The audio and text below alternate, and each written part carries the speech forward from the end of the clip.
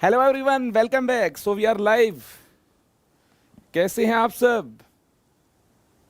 Hello करण, ऋषभ, हार्दिक, कैसे हैं आप सब? Naman, hello, hi. I am good. आप बताइए कैसी रही होली आपकी? होली का फेस्टिवल कैसा रहा आपका? उम्मीद है होली के रंगों में आपने जितनी भी नेगेटिविटी होगी इसको मिलाकर दूर कर दिया होगा और अब खुशियों के पल लौट आए होंगे। कैसे हैं आप सब? जल्दी से मुझे कमेंट सेक्शन में जाकर बताइए कैसे हैं और आपकी पढ़ाई कैसी चल रही है।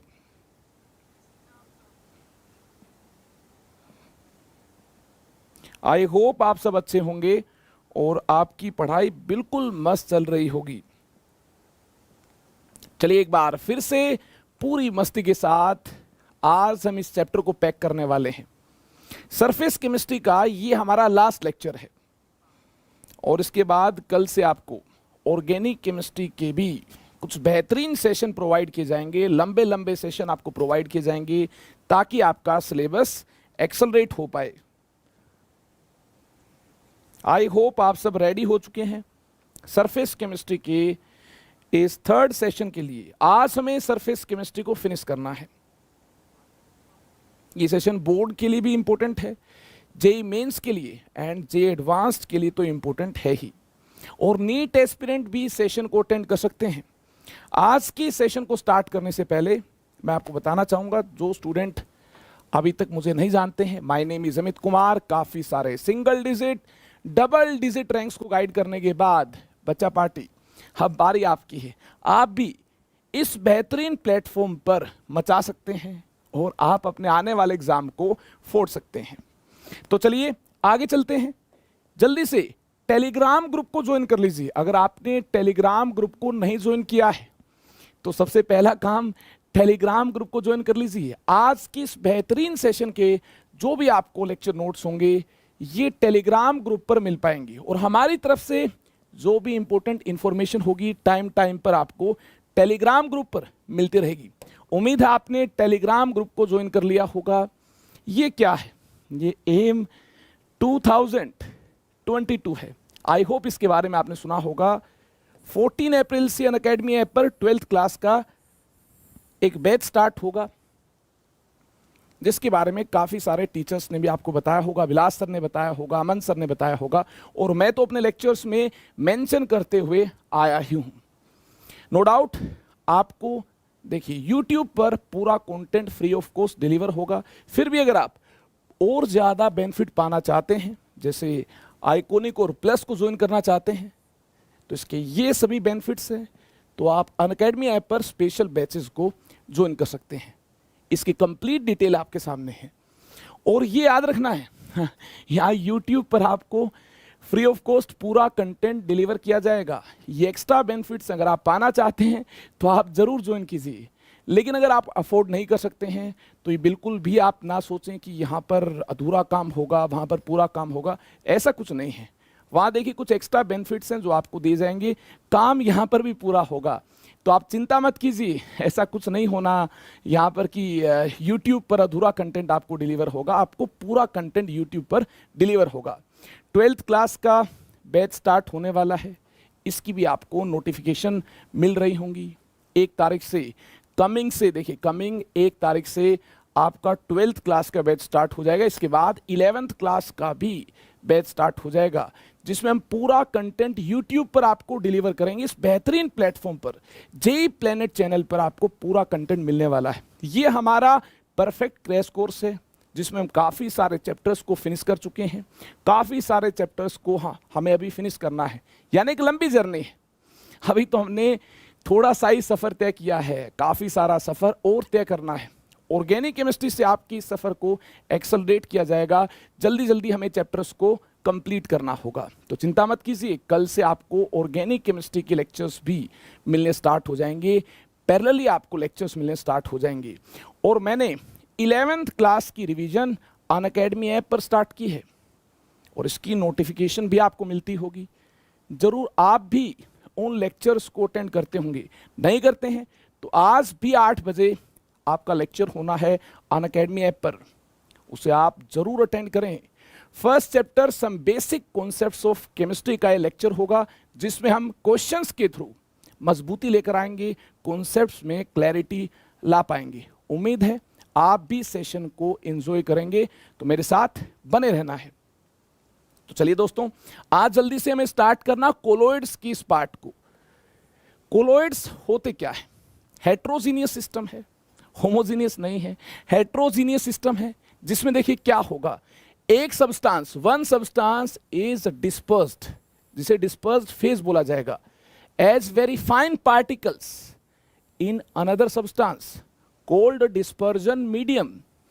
जैसे सॉल्यूशन में सोल्यूट सोलवेंट टू कंपोनेंट्स होते हैं, वैसे ही कोलोइडियल सोल के केस में डिस्पर्स्ड फेज और डिस्पर्जन मीडियम, ये दो चीजें होती हैं। देखिए, जिसको डिस्पर्स होना है ये डिस्पर्स्ड फेज है, जिसमें डिस्पर्स होना है ये डिस्पर्जन मीडियम है। यानी सोलवेंट जैसा आप मान सकते हैं डिस्पर्जन मीडियम को, और सोल्यूट जैसा आप किसको मान सकते हैं? डिस्पर्स्ड फेज को।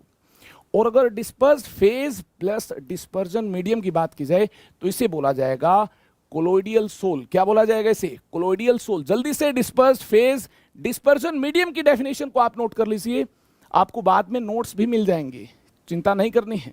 साथ साथ में अगर आप नोट कर सकते हैं तो नोट कीजिए, बाद में आपको नोट्स भी मिल पाएंगे।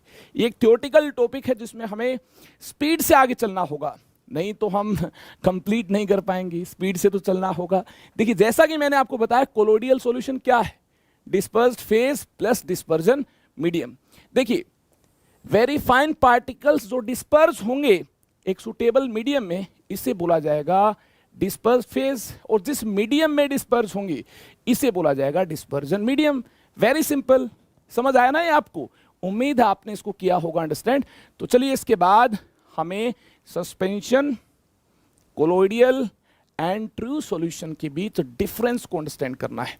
जल्दी से कमेंट सेक्शन में आप मुझे बताइए, क्या आप बिल्कुल रेडी हो चुके हैं इस बेहतरीन सेशन के लिए? नमन गुप्ता, हेलो हाय। रौनक, कैसे हैं आप? टेलीग्राम पर पीडीएफ मैंने सभी अपने लेक्चर्स के प्रोवाइड किए हैं, आप चेक कीजिए टेलीग्राम को, आपको पीडीएफ मिल पाएंगे। एक बार फिर से मेरी तरफ से भी मैं कंफर्मेशन दूंगा आपको। अभी जो लाइव सेशन आपका होना है अनअकैडमी ऐप पर फ्री ऑफ कॉस्ट, तो हाँ, इसके ऊपर, इस मुद्दे के ऊपर बात की जाएगी। मैं भी हमारी टीम से बात करूंगा कि क्या पीडीएफ नोट्स स्टूडेंट्स को टाइमली नहीं मिल पाए हैं। मुझे तो लगता है मिल पाए हैं, मैं फीडबैक लेता रहता हूँ, टेलीग्राम ग्रुप को स्क्रॉल भी करता हूँ, तो मुझे लगता है कि आपको नोट्स मिल जाने चाहिए। फिर भी अगर कोई एरर रहा है तो देखिए, इसको रेक्टिफाई किया जाएगा। तो चलिए दोस्तों, हमें आगे चलना है, हमें बात करनी है ट्रू सॉल्यूशन, कोलोइड, सस्पेंशन के डिफरेंस की। क्या डिफरेंस है, क्यों बात करनी है? सीबीएसई बोर्ड में, अदर स्टेट बोर्ड्स में ऐसा क्वेश्चन आता है 3 मार्क्स में। तो देखिए, इस डिफरेंस को हमें जान लेना जरूरी है, हमें बोर्ड्स की प्रिपरेशन भी साथ साथ करनी है। देखिए, ट्रू सॉल्यूशन के जो पार्टिकल्स हैं, इनका जो डायमीटर होगा, diameter of particles is less than 1 nanometre. Less than क्या होगा? 1 नैनोमीटर होगा। और कोलोइड के केस में क्या होगा? डायमीटर डी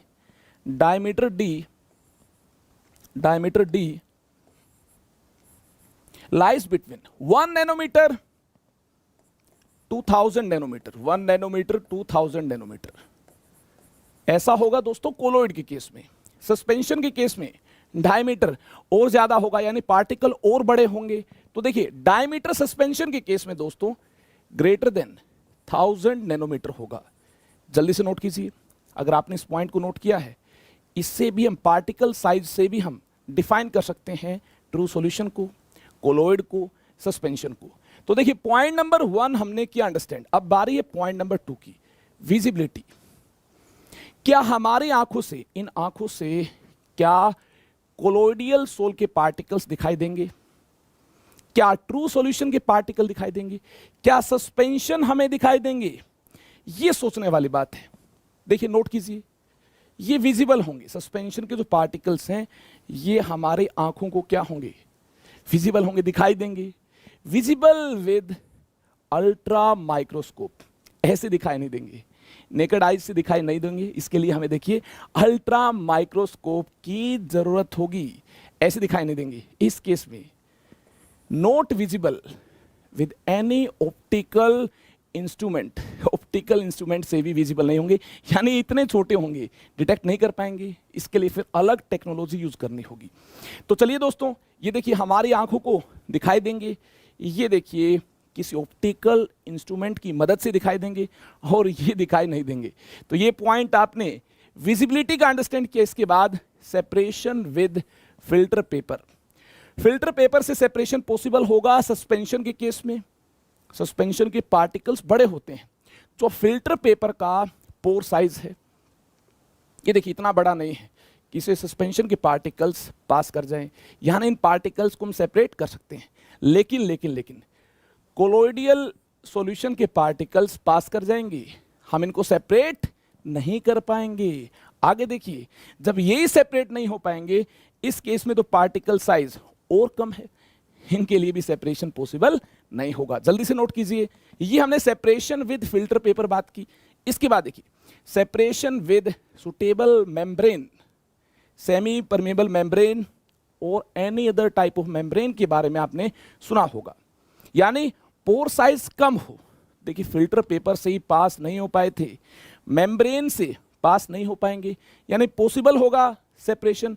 यहां देखिए कोलोइडियल पार्टिकल्स पास नहीं कर पाएंगे, मेम्ब्रेन का पोर साइज काफी कम होगा, छोटा होगा पोर। इस केस में अगर देखिए कोलोइडियल पार्टिकल्स पास नहीं कर पाएंगे तो सेपरेशन पॉसिबल होगा।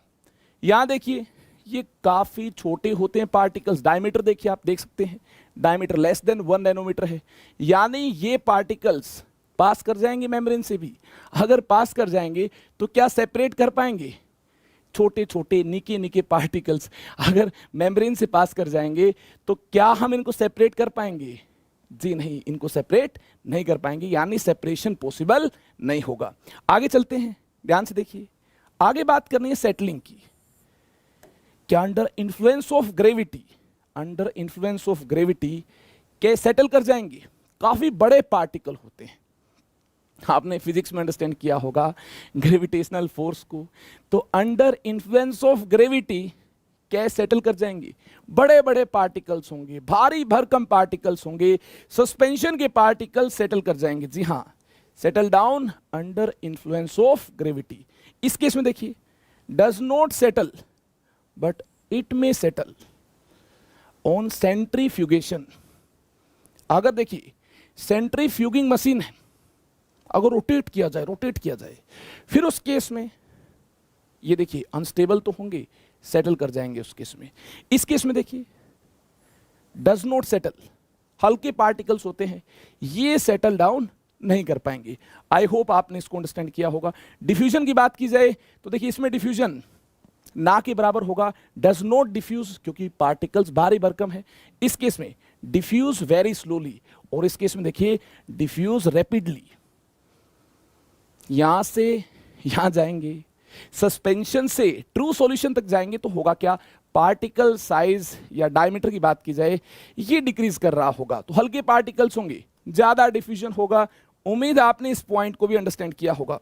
नेचर की बात की जाए, सस्पेंशन हेट्रोजीनियस होते हैं। जी हाँ, ये हेट्रोजीनियस है, ये देखिए कोलोइड, ये भी हेट्रोजीनियस, और ये देखिए होमोजीनियस। जी हाँ, solution is a homogeneous mixture of 2 और मोर कंपोनेंट्स, यानी इस केस में यूनिफॉर्म कंपोजिशन होगी, और यहां देखिए नॉन यूनिफॉर्म कंपोजिशन होगी, यानी ऐसे मिक्सचर्स क्या होंगे? हेट्रोजीनियस होंगे, और सॉल्यूशन होमोजीनियस यूनिफॉर्म कंपोजिशन होती है, ये आप जानते होंगे। चलिए जल्दी जल्दी से आगे चलते हैं। टिंडल इफेक्ट, ब्राउनियन मूवमेंट, ये क्या है? टिंडल इफेक्ट और ब्राउनियन मूवमेंट को इस चैप्टर में अंडरस्टैंड किया जाएगा आगे। अभी देखिए इतना जान लें, सस्पेंशन के केस में मे और मे नोट, ये हो भी सकता है, नहीं भी हो सकता है। ये क्या है आखिरकार, या कैसे फिनोमिनाज हैं, इसकी डिटेल में बात की जाएगी। लेकिन अभी दोस्तों आपको इंतजार करना होगा। कहां बात की जाएगी? प्रॉपर्टीज में बात की जाएगी। हो भी सकता है, नहीं भी हो सकता है। कौन सा phenomena? Tyndall effect, Brownian movement, हल्का फुल्का आपने सुना होगा। यहां देखिए, इस केस में टिंडल इफेक्ट और ब्राउनियन मूवमेंट ये फिनोमिना होगा, इस केस में नहीं होगा। आखिरकार ये फिनोमिना क्या है और कैसे हो पाएगा, इस केस में कैसे हो पाएगा, इस केस में कैसे नहीं हो पाएगा, और इस केस में हो भी सकता है और नहीं भी हो सकता है। उम्मीद आपने जल्दी जल्दी से ये सारे पॉइंट्स अंडरस्टैंड किए होंगे। याद कर लीजिए, जल्दी से याद भी कर लीजिए। आगे चलते हैं। अगर आपने इनको लर्न कर लिया है तो इसके बाद हमें क्लासिफिकेशन ऑफ कोलॉइड्स की बात करनी है। देखिए बच्चा पार्टी, ये एक थियोरेटिकल चैप्टर है, हो सकता है आपको बोरिंग भी लगे, लेकिन मुझे तो जल्दी जल्दी से ये सारा कंटेंट आपको डिलीवर करना है जो होता है। देखिए चैप्टर की डिमांड ही यही है, हमें थ्योरी को जस्ट रीड करना है और कॉमन सेंस से हमें लर्न भी करना है, सभी टॉपिक्स को लर्न भी करना है, कनेक्टिविटी बनाते हुए आगे चलना है। उम्मीद है आप भी मेरे साथ कनेक्टिविटी बना रहे होंगे और साथ साथ याद भी कर रहे होंगे। ये देखिए बोर्ड्स में तो काम आएगा, साथ में जेईई मेंस, जेईई एडवांस्ड, और अगर आप नीट एस्पिरेंट है तो वहाँ भी आपका स्कोर अच्छा आ पाएगा। ये फ्री के मार्क्स हैं, अगर आपको पता होगा तो आपका क्वेश्चन हो जाएगा आपसे, नहीं पता होगा क्वेश्चन नहीं हो पाएगा। यानी देखते ही टिक करना है। इंफॉर्मेशन बेस्ड क्वेश्चन एग्जाम में ऐसे चैप्टर से आता है। तो चलिए दोस्तों, क्लासिफिकेशन ऑफ कोलॉइड्स की बात करनी है। देखिए कोलॉइड्स को काफी तरीके से क्लासिफाई किया गया है, क्राइटेरिया अलग अलग होगा। अभी हमें क्लासिफिकेशन नंबर 1 में क्या अंडरस्टैंड करना है, on the basis of physical state of disperse phase and dispersion medium. Dispersed phase and dispersion medium को आप जानते हैं, इन दोनों के कॉम्बिनेशन को क्या बोलते हैं, कोलॉइडियल सॉल्यूशन बोलते हैं। अब देखिए डिस्पर्स्ड फेज डिस्पर्जन मीडियम की स्टेट के आधार पर अगर क्लासिफाई किया जाए तो कितने टाइप के कोलॉइडियल सिस्टम होंगे। सबसे पहली बात, 8 टाइप के कोलॉइडियल सिस्टम होंगे। ये टेबल मैंने एनसीईआरटी बुक से ही चुराई है। इस टेबल को मैंने कहां से चुराया है, एनसीईआरटी बुक से चुराया है।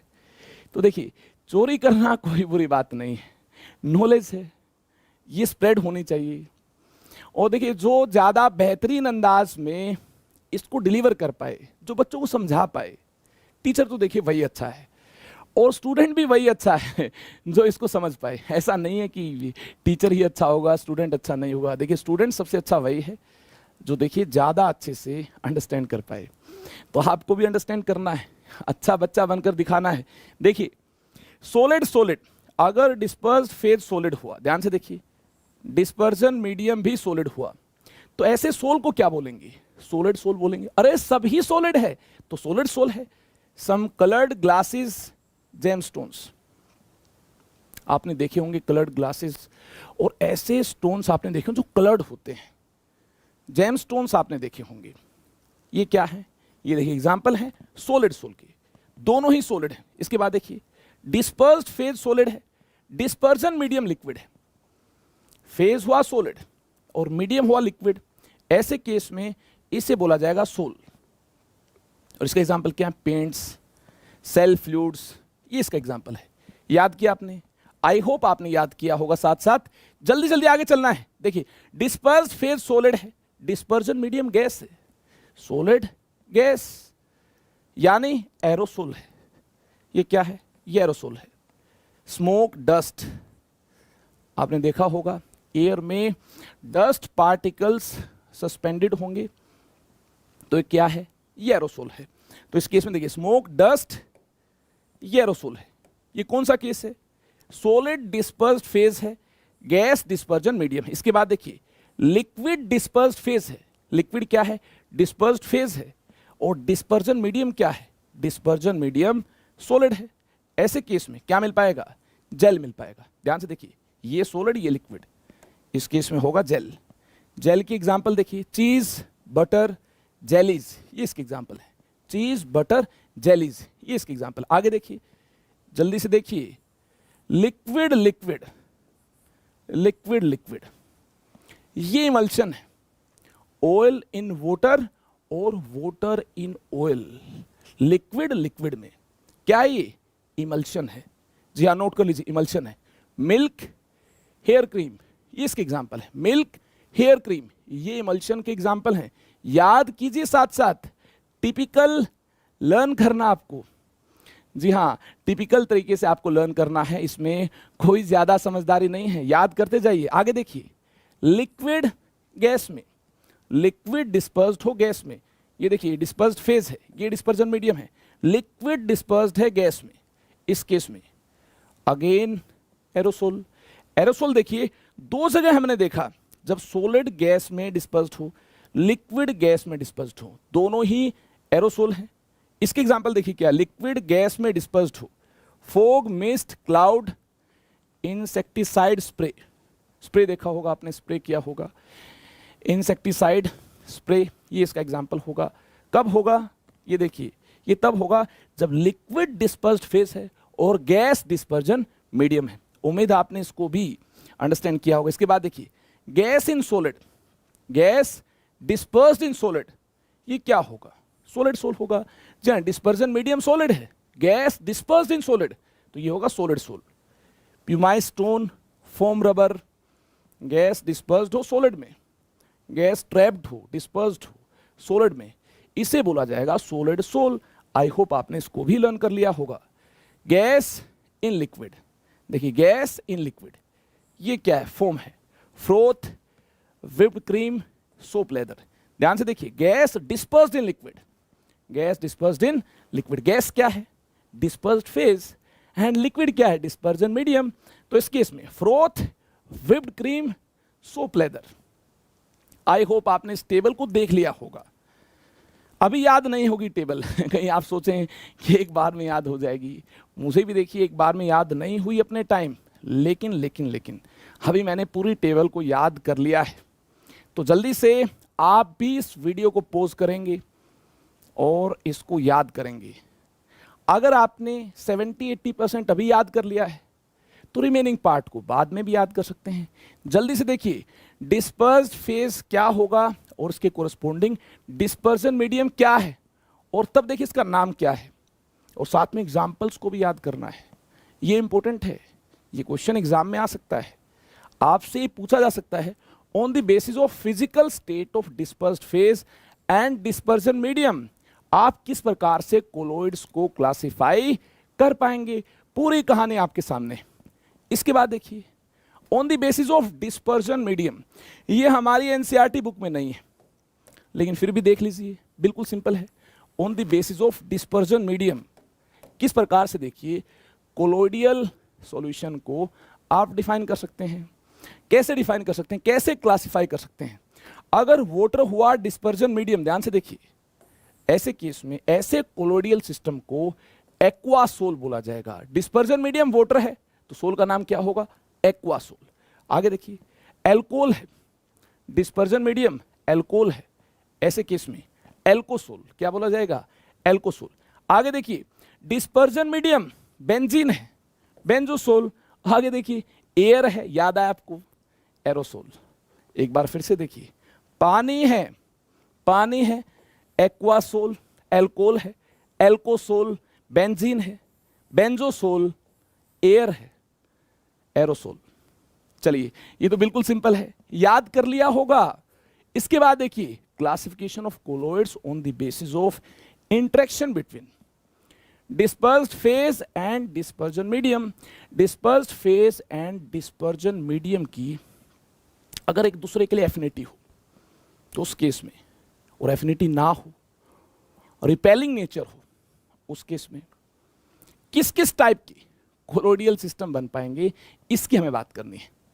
तो दोस्तों जल्दी से आप मुझे बताइए, अभी तक जितना भी मैंने आपको बताया है इसका आपने 70-80% पार्ट याद कर लिया है। याद करना जरूरी है। जल्दी से कमेंट सेक्शन में आप मुझे बताएंगे अभी तक जितना मैंने आपको डिलीवर किया है इसका 70-80 पार्ट आपने याद कर लिया है, और ट्राई आपने 100% इस पोर्शन को याद करने की है, लेकिन 70-80 तक आपको कामयाबी मिल चुकी है। जल्दी से कमेंट सेक्शन में जाकर आप मुझे बताइएगा। मैंने तो अपनी वीडियो को लाइक कर लिया है, आप भी लाइक कर लीजिए, मोटिवेशन बनी रहती है, होना कुछ नहीं है।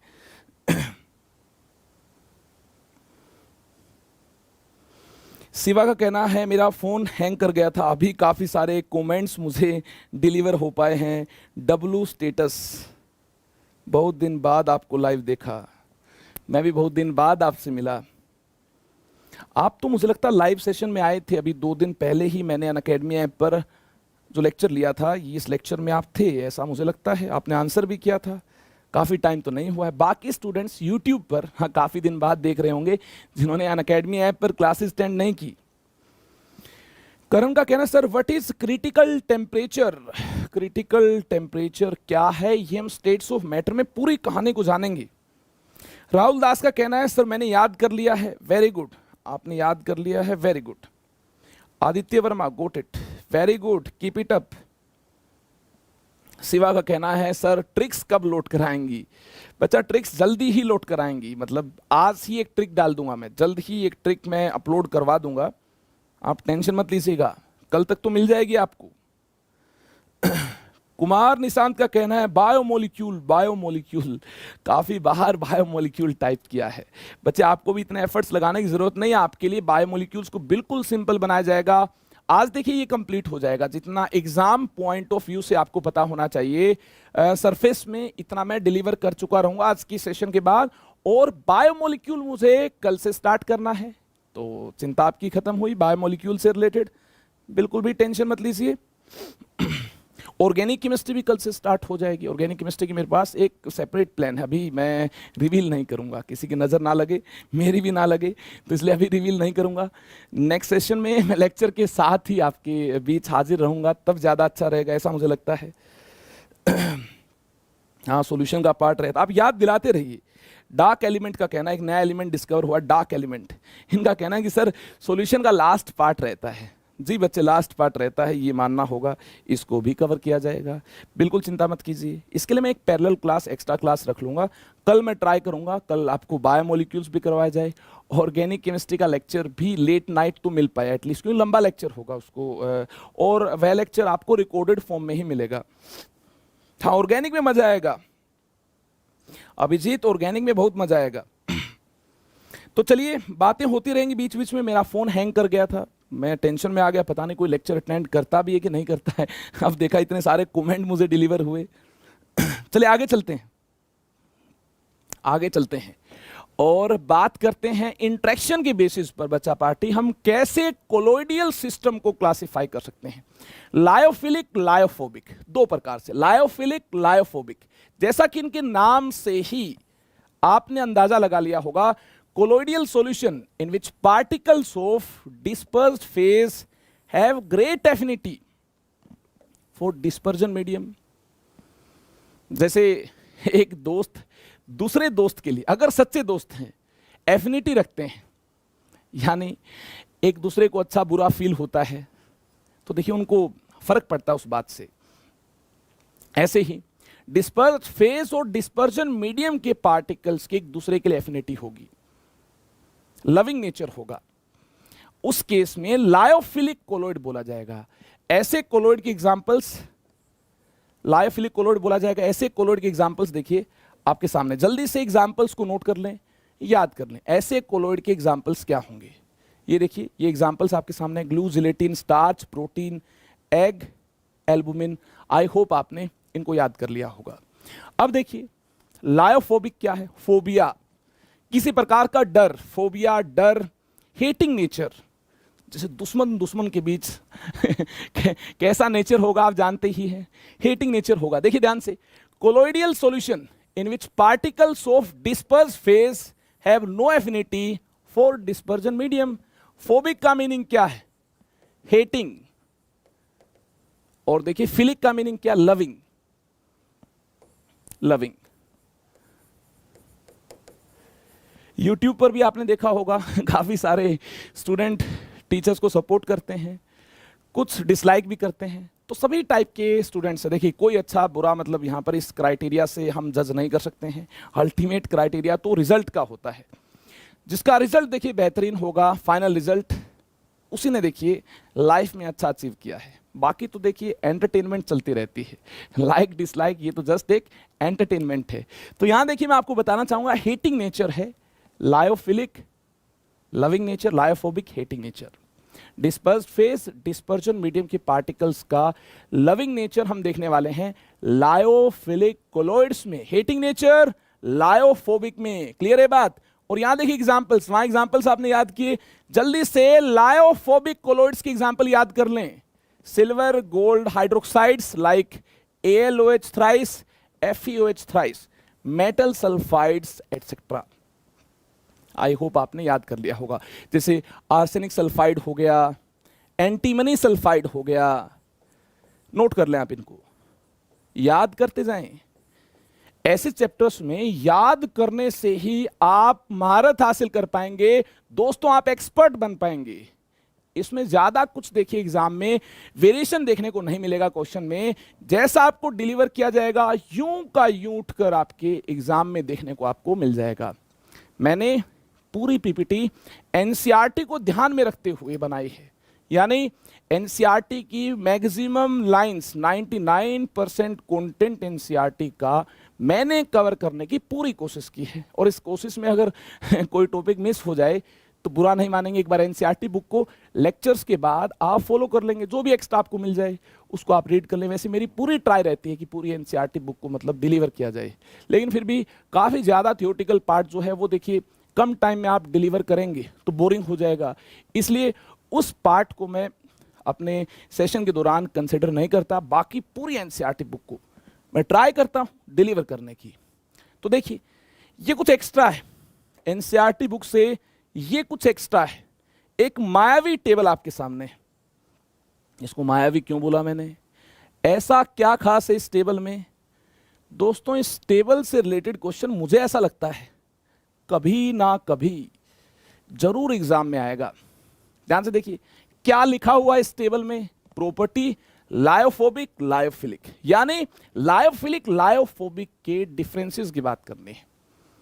लविंग हेटिंग ये नेचर आप जानते हैं, तो देखिए आसानी के साथ इन डिफरेंसेस की बात आप कर पाएंगे।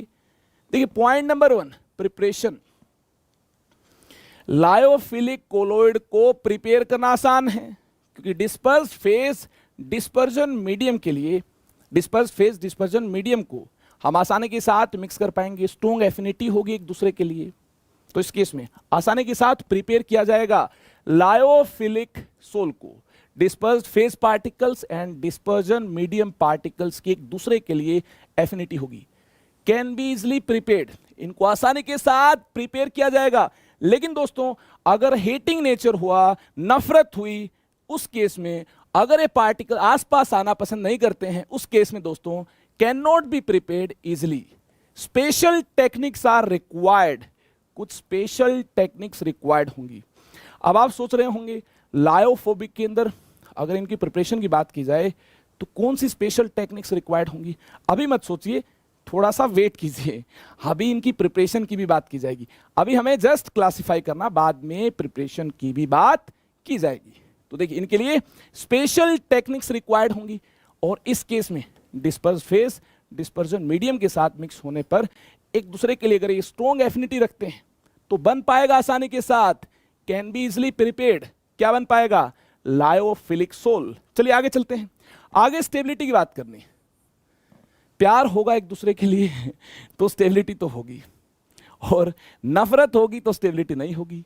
दे are less stable, they are more stable. Loving nature है, मोर स्टेबल। हेटिंग है, लेस स्टेबल। क्लियर है बात? तो पॉइंट नंबर 2 भी आपने अंडरस्टैंड किया, पॉइंट नंबर 1 भी आपने अंडरस्टैंड किया। अब देखिए रिवर्सिबिलिटी, ये इरिवर्सिबल है। लायोफोबिक इरिवर्सिबल है, ये रिवर्सिबल है। जो पास आए हैं ये दूर भी जा सकते हैं, जो पास आए हैं ये दूर भी जा सकते हैं। ये देखिए अनकंडीशनल लव है इनका, ये दूर जा सकते हैं। लेकिन इस केस में देखिए ये इरिवर्सिबल होंगे। इरिवर्सिबल क्यों होंगे? स्पेशल टेक्निक्स से ये बनाए गए होंगे, स्पेशल टेक्निक से बनाए गए होंगे, केमिकल मेथड से बनाए गए होंगे, इरिवर्सिबल प्रोसेसेस से बनाए गए होंगे। ऐसी प्रोसेसेस को रिवर्स करना डिफिकल्ट है। तो दोस्तों ऐसे सोल्स को इरिवर्सिबल सोल्स बोलेंगे। क्या बोलेंगे? Irreversible souls. नोट कर लिया ये। विस्कोसिटी, गाढ़ापन, जैसे पानी की विस्कोसिटी कम होती है, लेकिन हनी की विस्कोसिटी ज्यादा होती है। ऐसा क्यों होता है? इंटरमोलिकुलर फोर्सेस स्ट्रोंगर होंगी तो विस्कोसिटी ज्यादा होगी। अब देखिए लविंग नेचर है तो इंटर पार्टिकल अट्रैक्शन ज्यादा होगी, यानी दोस्तों विस्कोसिटी ज्यादा होगी।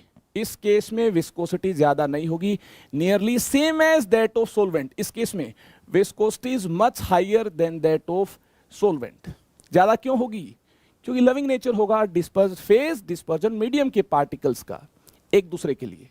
तो चलिए आगे चलते हैं। सरफेस टेंशन, देखिए दोस्तों अगर ज्यादा विस्कोसिटी होगी तो सरफेस टेंशन कम होगी। ऐसा फिजिक्स में आपने अंडरस्टैंड किया होगा, सरफेस टेंशन कम होगी, यानी यहां सरफेस टेंशन कम होगी। यहां देखिए विस्कोसिटी ज्यादा नहीं होगी, ऑलमोस्ट सेम होगी, तो सरफेस टेंशन भी ऑलमोस्ट सेम होगी। इसके बाद देखिए हाइड्रेशन सोल्वेशन, यहां पार्टिकल्स की एक दूसरे के लिए ज्यादा एफिनिटी होती है। तो इस केस में देखिए these are highly solvated as particles have greater affinity for each other. जानते ना ये बात, एक दूसरे के लिए लविंग नेचर है तो इस केस में सोल्वेशन हाइड्रेशन ज्यादा हो पाएगी। और यहां तो नफरत है, these particles are less solvated as particles have less affinity. जी हां, यहां देखिए सोल्वेशन कम होगा। चार्ज की बात की जाए, किस केस में कोलोइडियल पार्टिकल्स पर चार्ज होगा, यानी ये चार्ज को कैरी करते होंगे। किस केस में चार्ज होगा? ध्यान से देखिए, बिल्कुल ध्यान से देखिए। The particles carry characteristic charge either positive और नेगेटिव। जी हां, चार्ज होगा या तो पॉजिटिव होगा या नेगेटिव होगा। किस केस में होगा? लायोफोबिक सोल्स के केस में होगा। चार्ज आने के काफी सारे रीजंस होते हैं, या तो कॉमन आयन एडजॉर्ब हो जाए सरफेस पर, इस वजह से चार्ज आ जाए, या फिर दोस्तों इलेक्ट्रॉन कैप्चर की वजह से भी चार्ज आ सकता है। जब इनको सुटेबल मेथड से बनाया जाएगा उसके दौरान, प्रिपरेशन के दौरान जो चार्ज आएगा, हो सकता है चार्ज इलेक्ट्रॉन कैप्चर की वजह से आ जाए, या तो दोस्तों एडजॉर्प्शन की वजह से चार्ज आएगा, कॉमन आयन एडजॉर्ब हो जाए, या फिर इलेक्ट्रॉन कैप्चर की वजह से चार्ज आ सकता है। और भी चार्ज आने के काफी सारे रीजंस होते हैं। मोस्ट एक्सेप्टेड जो रीजन है, जिसको ज्यादा माना गया है, एडजॉर्प्शन, जिसके बारे में आगे चलकर दोस्तों हम बात करेंगे, यानी लायोफोबिक कोलोइड के पार्टिकल्स पर चार्ज अपीयर हो सकता है, या तो पॉजिटिव होगा या फिर नेगेटिव होगा। ये पॉइंट आपने अंडरस्टैंड किया। अगर पॉजिटिव आयन एडजॉर्ब हुआ होगा तो पॉजिटिव चार्ज होगा, नेगेटिव आयन एडजॉर्ब हुआ होगा तो नेगेटिव चार्ज होगा। अगर बात की जाए लायोफिलिक की, यहां देखिए जरूरी नहीं है कि चार्ज होगा ही होगा। इस केस में या तो चार्ज नहीं होगा, या फिर पार्टिकल्स हैव लिटिल चार्ज और नो चार्ज। या तो चार्ज नहीं होगा या हल्का सा चार्ज होगा, चार्ज का कम मैग्नीट्यूड यहां पर मौजूद होगा। आगे देखिए, लेकिन यहां पर देखिए चार्ज का ज्यादा मैग्नीट्यूड होगा, चार्ज अपीयर होगा या तो पॉजिटिव होगा या नेगेटिव होगा। विजिबिलिटी की बात की जाए, particles can be seen under microscope. Microscope के अंदर पार्टिकल्स देखे जा सकते हैं। Particles can not be seen under microscope, इस केस में पार्टिकल्स को नहीं देख पाएंगे। आगे देखिए, ऐसा क्यों हुआ है? ऐसा पार्टिकल साइज की वजह से हुआ है। आगे देखिए, कोएगुलेशन प्रेसिपिटेशन। ये कोएगुलेशन क्या बला है, ये भी पता होना चाहिए आपको। कोलोइडियल पार्टिकल्स का एग्रीगेशन, ये कोएगुलेशन होता है। क्या होता है? कोएगुलेशन। और देखिए कोएगुलेशन किस केस में ज्यादा होगा? जो अनस्टेबल होंगे दोस्तों, उनकी कोएगुलेट करने की, एग्रीगेट करने की, प्रेसिपिटेट बनाने की टेंडेंसी क्या होगी? ज्यादा होगी। ध्यान से देखिए, इस केस में पार्टिकल्स पर चार्ज होगा। अगर चार्ज होगा तो प्रेसिपिटेट करवाया जा सकता है। अगर ज्यादा चार्ज होगा तो एक्सटर्नल इलेक्ट्रोलाइट की कम कंसंट्रेशन ही रिक्वायर्ड होगी, जी हाँ, प्रेसिपिटेट करने के लिए। अगर पॉजिटिव चार्ज हो, जैसे पॉजिटिव पॉजिटिव, बहुत सारे पॉजिटिव चार्ज हुए, तो नेगेटिव चार्ज हमने डाल दिया, तो नेगेटिव चार्ज क्या करेगा? पॉजिटिव चार्ज को चारों तरफ से खींच लेगा और एग्रीगेट करवाएगा और सेटल डाउन हो जाएगा। क्लियर है बात? तो यहां पर आपको मेन मुद्दा ये अंडरस्टैंड करना है, अगर कोलोइडियल पार्टिकल्स पर ज्यादा चार्ज है तो इलेक्ट्रोलाइट की ज्यादा चार्ज की रिक्वायरमेंट नहीं है। लेकिन यहां देखिए, precipitated by high concentration of electrolyte, क्योंकि चार्ज कम है, या चार्ज नहीं है, तो इस केस में देखिए लो कंसंट्रेशन से काम नहीं बनेगा, हाई कंसंट्रेशन रिक्वायर्ड होगी अगर लिटिल चार्ज हुआ। किस काम के लिए? कोएगुलेशन के लिए, प्रेसिपिटेशन के लिए। चलिए दोस्तों आगे चलते हैं। ये टिंडल इफेक्ट क्या है इसके बारे में बाद में जानेंगे। स्कैटरिंग ऑफ लाइट को बोला जाता है टिंडल इफेक्ट। अभी के लिए इतना जान लें, यहां स्कैटरिंग ऑफ लाइट ज्यादा होगी, यहां स्कैटरिंग ऑफ लाइट कम होगी। इसके बाद देखिए माइग्रेशन इन इलेक्ट्रिक फील्ड।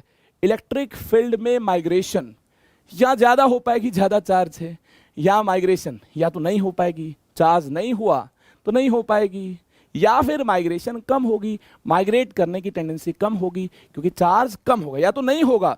लायोफिलिक के केस में या तो चार्ज नहीं होगा या चार्ज कम होगा, या तो टेंडेंसी कम होगी या फिर नहीं होगी।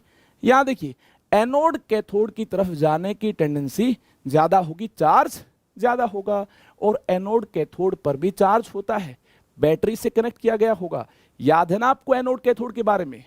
अगर आप ये सब कुछ जानते हैं तो चलिए इस टेबल को जल्दी से मैंने इंट्रोड्यूस किया और गो थ्रू किया। उम्मीद है आपने भी इस टेबल को गो थ्रू किया होगा और याद कर लिया होगा।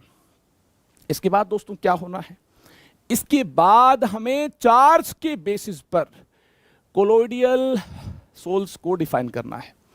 कोलोइडियल सॉल्यूशन को कैसे हमें चार्ज के बेसिस पर डिफाइन करना है, positively charged, negatively charged, charge आने के क्या रीजंस है ये भी जानेंगे। अभी देख लीजिए चार्ज के बेसिस पर पॉजिटिवली चार्ज्ड, नेगेटिवली चार्ज, इस प्रकार से मैंने कोलोइडियल सिस्टम को डिफाइन किया है।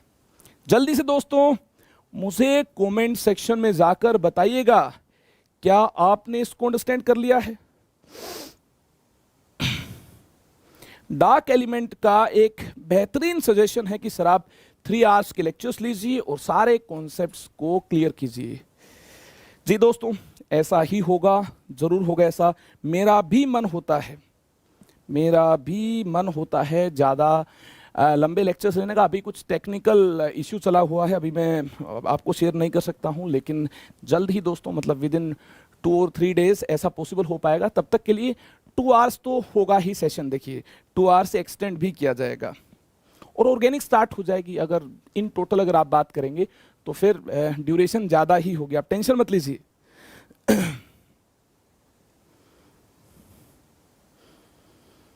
रेहान कैसे हैं आप? रेहान ने कहा कि सर आप मेरा नाम लीजिए। रेहान की जय हो। आयुष सिन्हा का कहना सर आप रिप्लाई नहीं करते। कहाँ नहीं रिप्लाई करते, आपके नाम को पुकारा देखिए मैंने। ये कोई बच्चा बोला सर ओनली 20 वॉचिंग। अरे दोस्तों ओनली 1 वॉचिंग, अगर मैं ही रहूंगा तो भी कोई टेंशन नहीं। बाद में जिन स्टूडेंट का बेनिफिट होना होगा रिकॉर्डेड में भी हो जाएगा, कोई चिंता नहीं है, आप भी चिंता मत कीजिए। ओके जहा सर से रिक्वेस्ट किया जाएगा थर्मो डिटेल में कराएं ताकि केमिस्ट्री में भी आपका बेनिफिट हो पाए। मैं उनसे कोऑर्डिनेट कर लूंगा, आज इस लेक्चर के बाद कोऑर्डिनेट कर लूंगा। पूरा कॉन्सेप्ट कवर हो जाएगा जी, हो जाएगा राजा बेटा, पूरा कॉन्सेप्ट कवर हो जाएगा, कोई टेंशन नहीं है। रमेंद्र कुमार आपका भी नाम ले लीजिए जी, आपका भी नाम ले लिया मैंने, कोई टेंशन नहीं है। विशाल मौर्य हेलो हाय, कैसे हैं विशाल? आदर्श अब ये बात पुरानी हो गई है, अब हमें आगे चलना चाहिए। मुझे लगता है इससे कोई बेनिफिट नहीं है।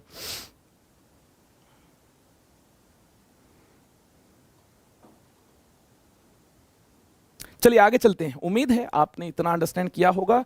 अभी जो भी मैंने लगा कि आपके इंपॉर्टेंट पॉइंट्स होंगे उनको एड्रेस कर ही लिया है, बार बार एड्रेस करता रहूंगा। क्लास 12th का सिलेबस वैसे तो क्रैश कोर्स फॉर्मेट में बैंक चल रहा है, लेकिन अगर आप चाहते हैं कि डिटेल में क्लास 12th का सिलेबस स्टार्ट हो तो जैसा कि अनाउंस हो चुका है, आप चैनल को फॉलो किया करें। आप चैनल को अगर ध्यान से फॉलो करेंगे, बर्नार्ड सर ने काफ़ी बार बताया है कि 1 तारीख से बर्नार्ड सर का लेक्चर आएगा और 2 तारीख से आपको फिजिक्स और केमिस्ट्री के लेक्चर्स भी मिलने स्टार्ट हो जाएंगी।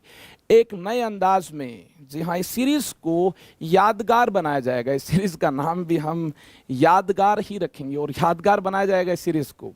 और आप भी जमकर पढ़ाई करते हुए एक इतिहास रचेंगे। हम भी उतना कंटेंट डिलीवर करेंगे जितना कंटेंट मतलब हम ऑफलाइन में डिलीवर नहीं कर पाते, उतना हम ऑनलाइन में डिलीवर करेंगे। तो ये तो आप चिंता छोड़ दीजिए कि यूट्यूब पर पूरा कंटेंट होगा कि नहीं होगा, पूरा होगा। और उससे ज़्यादा कंटेंट पॉसिबल हो ही नहीं पाएगा एक साल में, 12th में कोई प्लेटफॉर्म किसी को डिलीवर कर पाए। ये मैं इसलिए बोल रहा हूँ क्योंकि इसके ऊपर जोरों और शोरों से हमारी मेहनत चल रही है। हमारी मीटिंग्स होती हैं, कंटेंट को डिज़ाइन भी किया जाता है, इसके लिए जो पीपीटीज़ हैं ये सब कुछ एडवांस में बन रही हैं। तो आप 1 तारीख को क्लास में आना ना भूलें, और 2 तारीख से फिजिक्स और केमिस्ट्री क्लासेस भी स्टार्ट हो जाएंगी, उनको भी आप टाइमली अटेंड करें। और चैप्टर स्टार्ट करने से पहले आपको ये भी बता दिया जाएगा कितने लेक्चर्स में इस चैप्टर को फिनिश किया जाएगा। अगर उससे ज़्यादा लेक्चर्स लगेंगे तो उसके लिए एक्स्ट्रा क्लासेस भी ली जाएंगी। बेस्ट बुक फॉर ऑर्गेनिक, अभी इस टाइम कोई भी बेस्ट बुक नहीं है आपके लिए क्योंकि टाइम कम है। वैसे काफ़ी सारी बुक्स मार्केट में अवेलेबल हैं, मैं सभी बुक्स को फॉलो करता हूँ। जेरी मार्च, मॉरिसन बॉयड, पीटर साइक्स, काफ़ी सारे बुक्स हैं। कभी मैं वीडियो में उन सब बुक्स को लेकर भी आऊँगा तो आपको पता रहेगा कि एज ए टीचर कितनी मेहनत करनी पड़ती है, बुक्स में कितना खोना पड़ता है। और ऑर्गेनिक केमिस्ट्री मेरी फेवरेट है, मतलब मैं प्रैक्टिकल डेटा के साथ जुड़ा रहता हूँ। मैं अपनी केमिस्ट्री नहीं बनाता, जो बुक्स में जो केमिस्ट्री दी हुई है, जो एक्सपेरिमेंटल डेटा के आधार पर जो केमिस्ट्री होती है, उस केमिस्ट्री को मैं डिलीवर करता हूँ। मेरी पूरी कोशिश रहती है कि अपनी तरफ से मतलब सोचकर कि ऐसा हो जाएगा तो क्या होगा, हाँ वो सोच सकते हैं, लॉजिकली सोच सकते हैं, लेकिन ऐसे ही मतलब एक ख्याली पड़ाव में हम ऐसा नहीं बोल सकते कि मतलब ये ही होगा। तो उसके लिए हमें प्रैक्टिकल डेटा को रेफर करना होता है, इसके लिए काफ़ी सारे बुक्स को एज ए टीचर फॉलो करना पड़ता है। तो मैं काफ़ी सारी बुक्स को फॉलो करता हूँ, आप बिल्कुल चिंता मत करें। स्टैंडर्ड बुक से पूरा कंटेंट आपको डिलीवर होगा। जो कोटा की मार्केट में एक बेस्ट इंस्टीट्यूट मतलब कंटेंट बच्चों को डिलीवर करता है, ट्रेन करता है, वैसा कंटेंट आपको फ्री ऑफ कॉस्ट इस बेहतरीन प्लेटफॉर्म पर प्रोवाइड किया जाएगा, कोई टेंशन नहीं है। ऑर्गेनिक मेरी फेवरेट है तो इससे आप आइडिया लगा लीजिए। और पूरी केमिस्ट्री फेवरेट है लेकिन ऑर्गेनिक फेवरेट है उसमें ऑर्गेनिक कहीं ऊपर है। जल्दी स्टार्ट होगी ऑर्गेनिक, बिल्कुल टेंशन मत लीजिए। अभी देखिए सरफेस केमिस्ट्री के इस पार्ट को हमें फिनिश करना है। हमें पॉजिटिवली चार्ज्ड और नेगेटिवली चार्ज्ड सोल्स की बात करनी है। एग्जाम्पल से ही हमें देखिए अंडरस्टैंड करना होगा। जो पार्टिकल्स पॉजिटिव चार्ज कैरी करते हैं उनके सोल्स को पॉजिटिवली चार्ज बोल दिया जाएगा। जो पार्टिकल्स नेगेटिव चार्ज कैरी करते हैं उन पार्टिकल्स के सोल को नेगेटिवली चार्ज्ड बोल दिया जाएगा। डेफिनेशन की बात नहीं करनी, ये तो आप एग्जाम में अपने आप बना लेंगे डेफिनेशन। हमें देखिए एग्जाम्पल्स की बात करनी है। हाइड्रेटेड मेटल ऑक्साइड्स ये कैसा चार्ज कैरी करते हैं, देखकर आप नहीं बता पाएंगे, याद ही करना होगा।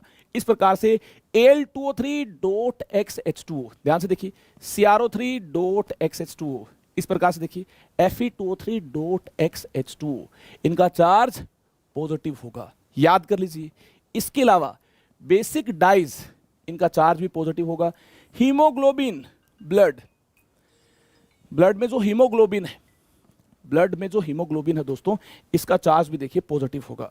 ऑक्साइड्स TiO2, इस टाइप के ऑक्साइड्स भी पॉजिटिवली चार्ज्ड होते हैं। नेगेटिवली चार्ज देखिए मेटल्स, इलेक्ट्रॉन कैप्चर की वजह से जब एक सुटेबल मेथड से मेटल सोल्स को प्रिपेयर किया जाएगा तो इलेक्ट्रॉन कैप्चर की वजह से कैसे कैप्चर होगा ये इलेक्ट्रॉन, इस मुद्दे पर भी बात की जाएगी। अभी आपको ये अंडरस्टैंड करना है, इलेक्ट्रॉन कैप्चर की वजह से मेटल्स नेगेटिवली चार्ज्ड आपको मिलेंगी, कॉपर, सिल्वर, गोल्ड। नोट किया है आपने। इसके बाद देखिए sulphides, arsenic sulphide, cadmium sulphide, antimony sulphide, ये देखिए सल्फर 2- इनके सरफेस पर एड्जॉर्ब होगा जिसकी वजह से नेगेटिवली चार्ज्ड आपको ही मिल पाएंगे। एसिडिक डाइज नेगेटिवली चार्ज्ड होंगी। इसके अलावा देखिए स्टार्च, गम, जिलेटिन, चारकोल, क्ले, ये भी क्या होंगी, नेगेटिवली चार्ज्ड होंगी। याद कर लें, याद ही करना होगा दोस्तों। जो याद कर पाएगा महारत वही हासिल कर पाएगा इस चैप्टर में, इतिहास वही रच पाएगा जिसको देखिए याद करना भी आता है, अंडरस्टैंड करना भी आता है। इन दोनों का मिक्सचर ही कामयाब है। कम टाइम में अगर आप अच्छा परफॉर्म करना चाहते हैं तो काफ़ी सारी चीज़ें याद भी करनी होंगी और देखिए अंडरस्टैंड भी करना होगा काफ़ी कुछ। लेकिन इस चैप्टर में हमें हल्का हल्का याद करते हुए, अंडरस्टैंड करते हुए, कहानी बनाते हुए आगे चलना है। उम्मीद है पॉजिटिवली चार्ज और नेगेटिवली चार्ज की ये पूरी टेबल आपने याद कर ली होगी। तो चलिए इस टेबल को याद कर लिया, तो इसके बाद आगे चलते हैं। आगे, on the basis of type of particles of dispersed phase, ये क्लासिफिकेशन नंबर 5 है दोस्तों, ये लास्ट क्लासिफिकेशन है। इसके बाद कोलोइडियल सिस्टम के अंदर क्लासिफिकेशन की इस पार्ट को हम एक बेहतरीन अंदाज में फिनिश कर पाएंगे। ध्यान से देखिए, on the basis of type of particles of dispersed phase, dispersed phase के पार्टिकल्स के टाइप के बेसिस पर हमें देखिए कोलोइडियल सोल्स को डिफाइन करना है। किस प्रकार से, किस अंदाज में डिफाइन करना, ध्यान से देखिए, मल्टी मोलिकुलर कोलोइड्स, इसके अकॉर्डिंग कितने टाइप के होंगे, याद कीजिए, मल्टी मोलिकुलर, मैक्रोमोलिकुलर, एसोसिएटेड, याद हुआ, multi molecular, macromolecular, associated colloids. अभी हमें बात करनी है मल्टी मोलिकुलर कोलोइड्स की। On dissolution a large number of atoms और स्मॉलर मोलिक्यूल्स, एटम्स और molecules aggregate together to form species having size in colloidal range. Atoms aggregate कर जाएं या फिर मॉलिक्यूल्स एग्रीगेट कर जाएं, और ऐसा करने से देखिए ऐसे स्पीसीज हमें मिल पाए जिनका डायमीटर कोलोइडियल रेंज में लाई करता है। तो ऐसे केस में दोस्तों ऐसे कोलोइड्स को मल्टी मोलिकुलर कोलोइड्स बोलेंगे। कब एग्रीगेट कर पाएंगे एटम्स, मॉलिक्यूल्स, जब सुटेबल डिस्पर्जन मीडियम के साथ मिक्स किया जाएगा, जैसे sulphur sol, sulphur in CH2, sulphur atoms aggregate होंगे, जहां एग्रीगेट होंगे, और स्पीसीज आपको मिल पाएंगे ऐसे जिनका डायमीटर कोलोइडियल रेंज में होगा। क्लियर है बात? तो चलिए आगे चलते हैं। मल्टी मोलिकुलर कोलोइड के बाद मैक्रो मोलिकुलर कोलोइड्स की बात करनी है। मैक्रो, नाम से ही फील आती होगी आपको, भारी भरकम, भारी भरकम, बड़े से स्पीसीज। ध्यान से देखिए, macro molecules in suitable solvents form solutions in which size of macro molecules may be in colloidal range, यानी ये पहले से ही इतने बड़े हैं कि सुटेबल डिस्पर्जन मीडियम के साथ मिक्स करने पर हमें कोलोइडियल सोल मिल जाएगा। तो दोस्तों ऐसे कोलोइडियल सोल कौन कौन से होंगे? Starch, cellulose, proteins, enzymes, nylon, polythene, synthetic rubber. Note कर लीजिए, ये देखिए बायोमोलिक्यूल्स और पॉलीमर्स की फैमिली से इस टाइप के सोल देखने को मिल पाएंगे, यानी इनके सोल्स होंगे मैक्रो मोलिकुलर, भारी भरकम, बड़े बड़े मोलिक्यूल्स हैं। सुटेबल डिस्पर्जन मीडियम में क्या होगा, इनके साइज ऑलरेडी कोलोइडियल रेंज में लाई करते हैं दोस्तों, तो आसानी के साथ हमें मिल पाएंगे मैक्रो मोलिकुलर कोलोइड्स। क्लियर है बात? याद कर लिया होगा। चलिए आगे चलते हैं। आगे हमें दोस्तों एसोसिएटेड कोलोइड्स की बात करनी है। किसकी बात करनी है? एसोसिएटेड कोलोइड्स की। ये डिफरेंट टाइप के कोलोइड्स हैं, वेरी इंपॉर्टेंट, वेरी इंपॉर्टेंट। मुझे तो ऐसा लगता है कि क्वेश्चन यहीं से ही आएगा बोर्ड में भी यहीं से ही क्वेश्चन आएगा, और जेईई मेंस, नीट एस्पिरेंट अगर आप हैं तो आप भी इसको ध्यान से अंडरस्टैंड कर लीजिए। लेकिन बोर्ड्स में तो देखिए यहीं से ही क्वेश्चन आने की 99% चांसेस हैं। तो वेरी इंपॉर्टेंट आप मार्क कर लें, इस क्लासिफिकेशन को वेरी इंपॉर्टेंट आप मार्क कर लें, वेरी इंपॉर्टेंट। आई होप आपने मार्क किया होगा। तो चलिए आगे चलते हैं, बात करते हैं आखिरकार क्या खास बात है एसोसिएटेड कोलोइड्स में। ऐसा क्या खास है, क्या खूबी है, कैसे डिफरेंट है मल्टी मोलिकुलर मैक्रो मोलिकुलर से दोस्तों, कैसे डिफरेंट है? ध्यान से देखिए, बिल्कुल ध्यान से देखिए। लो कंसंट्रेशन पर behave as strong electrolyte, high concentration पर बिहेव एज कोलोइडियल सॉल्यूशन। ऐसे सब्सटेंसेस दोस्तों जो लो कंसंट्रेशन पर इलेक्ट्रोलाइट की तरह काम करेंगे, हाई कंसंट्रेशन पर कोलोइडियल सोल बना पाएंगे, ऐसे कोलोइडियल सोल को एसोसिएटेड कोलोइड्स बोलेंगे। क्या बोलेंगे? Associated colloids. आखिरकार ये माया कैसे हो पाएगी? कैसे लो कंसंट्रेशन पर इलेक्ट्रोलाइट, हाई कंसंट्रेशन पर कोलोइडियल सोल? सोचने वाली बात है, देख लेंगे, समझ लेंगे, और किस टाइप से क्वेश्चंस बन पाएंगे इसकी भी बात कर लेंगे। तो देखिए एसोसिएटेड कोलोइड में सबसे पहले इसको रीड करना होगा। There are some substances which at low concentration behave as normal strong electrolytes but at higher concentration exhibit colloidal behavior due to formation of aggregates।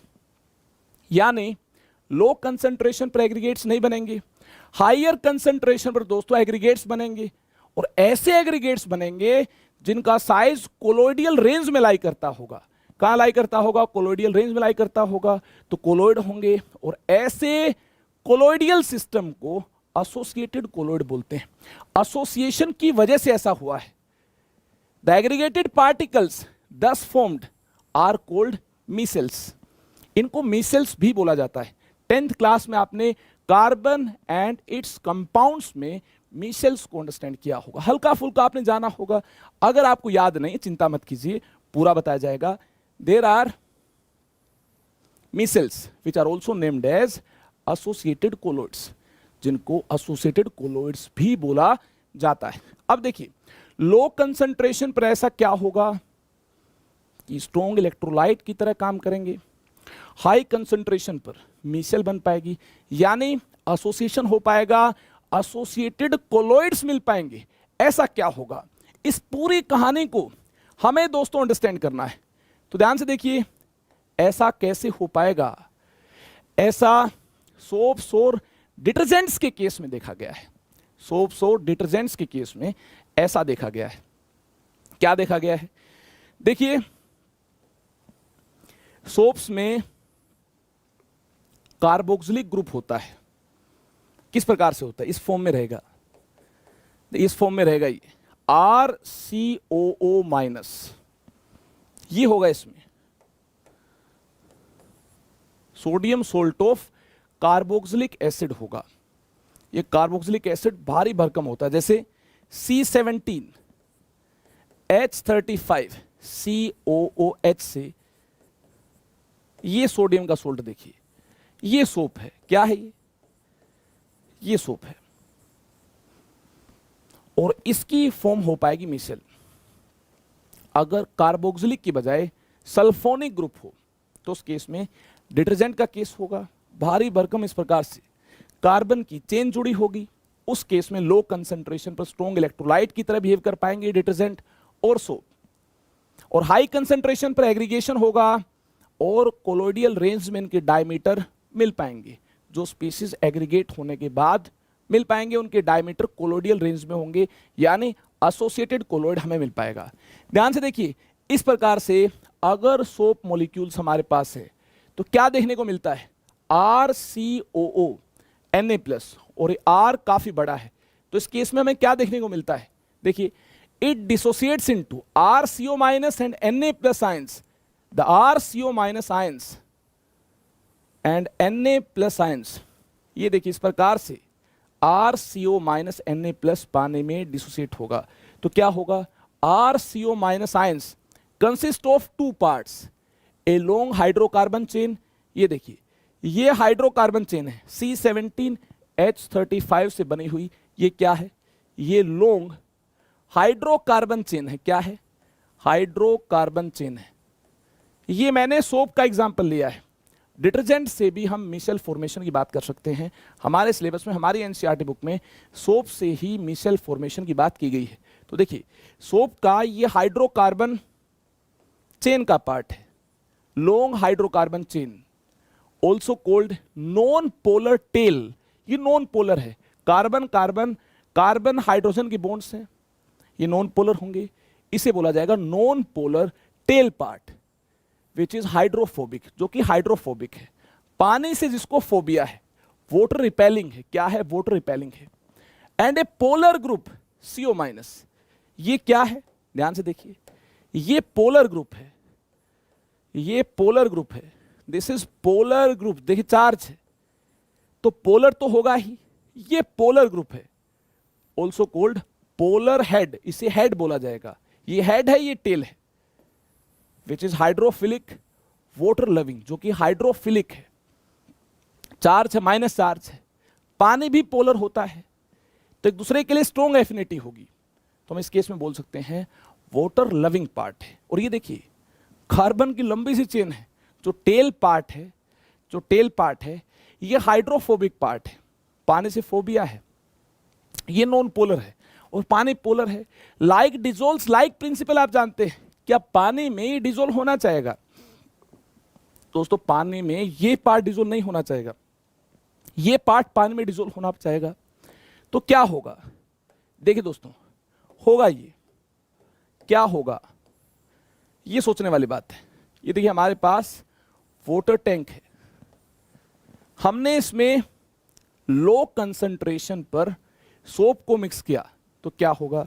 Low concentration पर जब हम सोप को मिक्स करेंगे तो दोस्तों जो वाटर हेटिंग पार्ट है ये बाहर रहेगा, वाटर लविंग पार्ट अंदर रहेगा, यानी हेड पार्ट अंदर होगा और टेल पार्ट बाहर होगा। इस प्रकार से देखिए, इस प्रकार से देखिए, क्या मिसल बन पाएगी? जी नहीं, मिसल नहीं बन पाएगी। क्या एसोसिएटेड कोलोइड मिल पाएगा? जी नहीं, एसोसिएटेड कोलोइड नहीं मिल पाएगा। ऐसा कब होगा? एट लो कंसंट्रेशन, ऐसा लो कंसंट्रेशन पर होगा दोस्तों।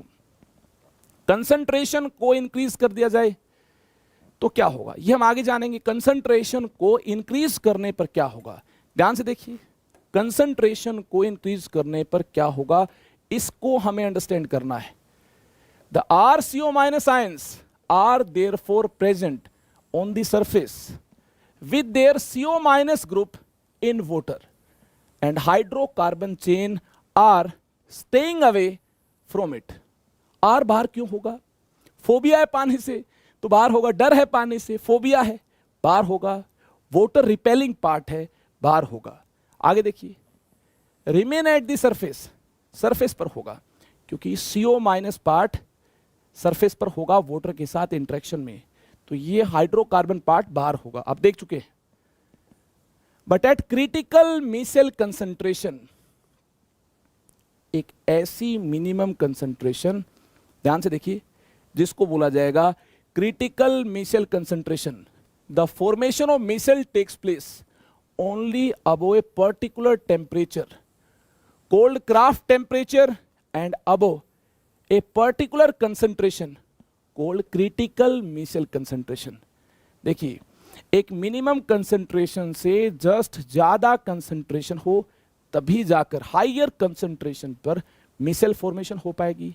ऐसी कंसंट्रेशन को क्रिटिकल मिसेल कंसंट्रेशन बोलते हैं।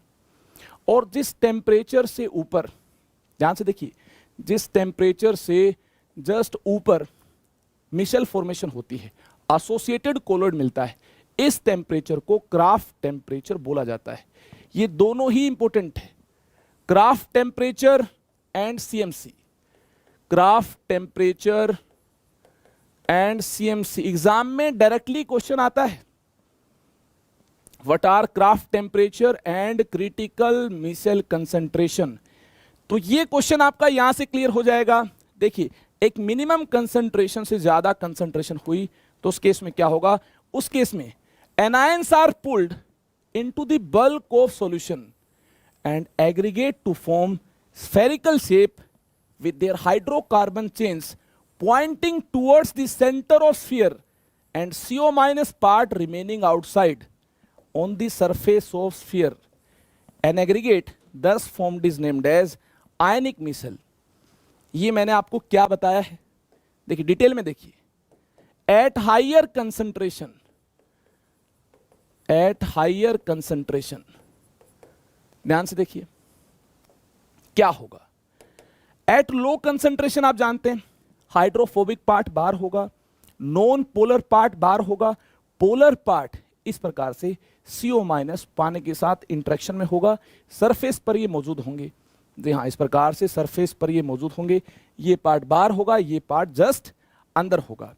जब कंसंट्रेशन इंक्रीज कर दी जाए, जब कंसंट्रेशन इंक्रीज कर दी जाए तो उस केस में क्या होगा, उस केस में CMC क्रिटिकल मिसेल कंसंट्रेशन से कंसंट्रेशन ज्यादा हुई, एग्रीगेशन होगा, एग्रीगेशन होगा तो एसोसिएटेड कोलोइड्स मिल पाएंगे। कैसे मिल पाएंगे, ये देखिए हमारे पास वाटर टैंक है, ये हमारे पास वाटर टैंक है। हायर कंसंट्रेशन पर क्या होगा, ये नोट करने वाली बात है। हायर कंसंट्रेशन पर दोस्तों क्या होगा, ये नोट करने वाली बात है, काफी ज्यादा पार्टिकल्स यहाँ मौजूद होंगे।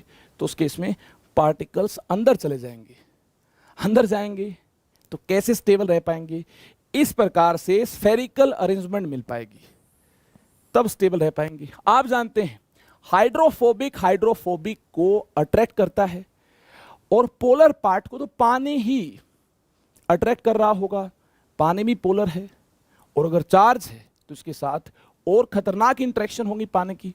तो देखिए इस प्रकार से एसोसिएटेड कोलॉइड मिल पाएगा। ध्यान से देखिए, ये तो हाइड्रोकार्बन चेन है जो हाइड्रोफोबिक पार्ट है, इस प्रकार से स्फीयर के सेंटर की तरफ होगा,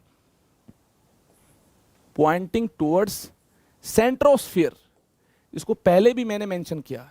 और CO माइनस इस स्फीयर के सरफेस पर होगा इस प्रकार से। इस स्फेरिकल अरेंजमेंट को दोस्तों, इस स्फेरिकल अरेंजमेंट को मिसेल बोलते हैं। This spherical arrangement is named as micelle. This spherical arrangement is named as micelle. इस स्फेरिकल अरेंजमेंट को मिसेल बोला जाएगा। अब देखिए पोलर के साथ पानी इंटरेक्शन में है और नॉन पोलर के साथ इंटरेक्शन में है, तो ऐसी जबरदस्त इंटरेक्शन हो पाएगी कि हाइड्रोफोबिक के साथ इंटरेक्शन बना रहा होगा। और ये देखिए पोलर पार्ट पानी के साथ इंटरेक्शन बना रहा होगा, पानी भी पोलर है और ये आयनिक है, जबरदस्त इंटरेक्शन बनेंगी, यानी इस प्रकार से हमें एसोसिएटेड कोलॉइड मिल पाएगा। ये मिल पाएगा एसोसिएटेड कोलॉइड, एसोसिएटेड कोलॉइड। उम्मीद आपने इस एसोसिएटेड कोलॉइड और मिसेल को अंडरस्टैंड किया होगा। इसके बाद हमें देखिए क्लींजिंग एक्शन ऑफ सोप को अंडरस्टैंड करना है। ये क्वेश्चन भी एग्जाम में आता है। Define cleansing action of soap. Micelle formation आप जानते हैं, एसोसिएटेड कोलॉइड आप जानते हैं। चलिए इसको रिवाइज करते हैं। हो सकता है कोई कंफ्यूजन आपको रही हो या आप अभी इस सेशन के अंदर आए हों, आपने एसोसिएटेड कोलॉइड से ही अंडरस्टैंड करना स्टार्ट किया हो और आपको ये भारी भरकम टॉपिक लगा हो, आपको लगा हो ये तो बड़ा मतलब खतरनाक है, कैसे हम सरफेस केमिस्ट्री में एक्सपर्ट बन पाएंगे। बिल्कुल बन पाएंगे, कुछ भी नहीं है, थियोरेटिकल है। देखिए ध्यान से, क्या याद रखना है, मेन मुद्दा बच्चों आपको ये याद रखना है, लो कंसंट्रेशन हुई, इस प्रकार से हाइड्रोफोबिक पार्ट बाहर होगा, टेल पार्ट बाहर होगा और हेड ये पानी के साथ जस्ट इंटरेक्शन में होंगे और ये सरफेस पर एग्जिस्ट कर रहा होगा। इस प्रकार से Na+ काउंटर आयंस पानी में मौजूद होंगे। क्लियर है बात? ये लो कंसंट्रेशन पर है। और ज्यादा अगर हम सोप या डिटर्जेंट ऐड करेंगे तो क्या होगा, और ज्यादा दोस्तों सोप और डिटर्जेंट ऐड करेंगे तो उस केस में देखिए, अब हमें सोप की बात करनी है, यहां पर हमने सोप का एग्जांपल लिया है, तो जैसा सोप के केस में होगा वैसा ही डिटर्जेंट के केस में होगा। तो चलते हैं आगे, क्या होगा, और ज्यादा सोप मॉलिक्यूल्स ऐड करते हैं तो क्या होगा, पूरी कहानी को यहां मैंने बयां किया। इसके बाद देखिए क्या हुआ, और ज्यादा ऐड किया तो ये सॉल्यूशन में चले जाएंगे। अब इस प्रकार से सरफेस पर एग्जिस्ट नहीं कर पाएंगे और जैसे ही पानी के अंदर एंटर होंगे एक स्टेबल अरेंजमेंट बनाना चाहेंगे। स्टेबल अरेंजमेंट कैसे बन पाएगी, हाइड्रोफोबिक के साथ इंटरेक्शन में हो और इस प्रकार से इस पोलर पार्ट के साथ, इस कार्बोक्सिलेट के साथ कौन इंटरेक्शन में हो, इस पोलर के साथ पानी इंटरेक्शन में हो, तभी स्टेबल अरेंजमेंट मिल पाएगी। और यह स्टेबल अरेंजमेंट दोस्तों स्फेरिकल अरेंजमेंट होगी, जिसे बोला जाएगा मिसेल और एसोसिएटेड कोलॉइड। इसे क्या बोला जाएगा, एसोसिएटेड कोलॉइड। और जिस मिनिमम कंसंट्रेशन से जस्ट ऊपर यह कार्यक्रम हुआ, यह कारनामा हुआ, इसे क्रिटिकल मिसेल कंसंट्रेशन बोला गया है। और जिस टेम्परेचर से जस्ट ऊपर ऐसा हुआ, उस टेम्परेचर को दोस्तों क्राफ्ट टेम्परेचर बोला गया है। उम्मीद आपने क्रिटिकल मिसेल कंसंट्रेशन और क्राफ्ट टेम्परेचर को याद कर लिया होगा। तो चलिए इतना सब कुछ जान लिया है, अब हमें क्लींजिंग एक्शन ऑफ सोप को अंडरस्टैंड करना है। सबसे पहले इस डायग्राम से हमें क्लींजिंग एक्शन को अंडरस्टैंड करना होगा। ये मान लेते हैं कोई क्लॉथ सरफेस है, ये देखिए, ये मेरे पास क्लॉथ सरफेस है, ये कोई क्लॉथ है, ये क्लॉथ सरफेस है, यहां मान लेते हैं डर्ट है। तो क्या किया जाएगा, धुलाई की जाएगी इसकी। देखिए क्या किया जाएगा, इसको सोप वाटर के अंदर क्या करेंगे, डिप करेंगे। तो क्या होता है, अगर धुलाई करेंगे कपड़े की, यहाँ मान लेते हैं डर्ट है, ये क्लोथ सरफेस है, यहाँ ग्रीस लगा हुआ है, ग्रीस लगा हुआ है। जैसे ही सोप के साथ कांटेक्ट में आएगा, जैसे ही सोप सॉल्यूशन के साथ कांटेक्ट में आएगा, जो हाइड्रोफोबिक पार्ट है इस ग्रीस के अंदर चला जाएगा। अरे ये क्या हुआ, अंदर क्यों चला गया भाई? अंदर जाने से क्या होगा दोस्तों? ये भी हाइड्रोफोबिक है, ये भी हाइड्रोकार्बन से बना होगा, और हाइड्रोफोबिक के साथ इंटरेक्शन करता है। यानी ये क्या हुआ? ये दोस्तों बिल्कुल सिंपल हुआ, जो सोप मॉलिक्यूल्स का हाइड्रोफोबिक पार्ट है ग्रीस के हाइड्रोफोबिक के साथ इंटरेक्शन कर रहा होगा, और ये बिहेव करेगा ब्रिसल जैसा। इसे क्या होगा? इस देखिए, जैसे ही इसको पानी के साथ ट्रीट किया जाएगा तो यहां देखेंगे आप CO minus, CO minus, CO minus, CO minus, CO minus, CO minus, और ये है R, भारी भरकम हाइड्रोफोबिक पार्ट है। और ये देखिए इस हाइड्रोफोबिक के साथ इंटरेक्शन में, जैसे ही पानी के साथ ट्रीट किया जाएगा, जैसे ही एक्सेस अमाउंट ऑफ वाटर के साथ इसको दोस्तों ट्रीट किया जाएगा, तो क्या होगा? एक्सेस अमाउंट ऑफ वाटर के साथ जैसे इसको ट्रीट किया जाएगा, जैसे काफी ज्यादा पानी इसके चारों तरफ होगा, तो पानी इस पोलर पार्ट को खींच रहा होगा, पानी के साथ इस पोलर पार्ट की इंटरेक्शन होगी। एज ए रिजल्ट ये पूरा इस सरफेस से दूर हो जाएगा, क्योंकि पानी खींच रहा है इसको, CO माइनस को दूर हो जाएगा। तो हमें फाइनली क्या मिल पाएगा दोस्तों? हमें फाइनली क्लीन सरफेस मिल पाएगा। This is clean surface, this is clean surface, हमें फाइनली क्लीन सरफेस मिल पाएगा। नोट कर लीजिए, इस प्रकार से ये तो दूर हो गया। और ये क्या बनकर दूर हो गया? ये जो ग्रीस था, जो भी डर्ट पार्टिकल था, ये क्या बनकर दूर हो गया दोस्तों? सोप के साथ अटैच हुआ, मिशेल बनी, और मिशेल बनी एसोसिएटेड कोलोइड बना, और ये दूर हो गया, खटाक से दूर हो गया, पानी ने खींच लिया इसको। तो ठीक है, तो पूरी कहानी को दोस्तों इस प्रकार से बयां किया जा सकता है। The cleansing action of soap, note कीजिए, the cleansing action of soap is due to fact that soap molecules form micelle around oil droplet. आपने देखा किस प्रकार से मिशेल बनती है, किस प्रकार से बनती है? In such a way that hydrophobic part of stearate, जो RCO माइनस है, इसे स्टीरेटाइन बोला गया है। कोई कंफ्यूजन ना हो तो चलिए मैं मेंशन भी करता हूं, RCO minus is stearate, this is stearate. इस प्रकार से देखिए मिशेल बनाएगा, ये आप देख चुके हैं। आगे देखिए, in oil droplet and hydrophilic part is projected out of grease like bristles. ध्यान से देखिए, हाइड्रोफिलिक पार्ट बाहर है, हाइड्रोफोबिक पार्ट अंदर है। क्यों अंदर है? क्योंकि हाइड्रोफोबिक के साथ ही तो इंटरेक्शन बनाएगा। क्लियर है बात? तो ग्रीस का हाइड्रोफोबिक पार्ट सोप के हाइड्रोफोबिक के साथ इंटरेक्शन में होगा। Since polar groups can interact with water, जो CO माइनस जो पोलर है, ये पानी के साथ इंटरेक्शन बना सकता है। The oil droplet surrounded by stearates is now pulled in water and removed from dirty surface. CO minus को पानी ने खींच लिया, तो खटाक से ग्रीस भी बाहर आ गया, सरफेस से दूर हो गया, और पूरा जो सोप मॉलिक्यूल है ये तो देखिए दूर हो ही जाएगा। ग्रीस के साथ ये टेस्ट है, और इसको पानी ने खींचा है, यानी पूरी अरेंजमेंट ही अलग हो जाएगी क्लोथ सरफेस से। और हमें क्या मिल पाएगा? In this way we get clean cloth surface. This is called cleansing action of soap और डिटर्जेंट। डिटर्जेंट में भी कुछ ऐसा ही होगा।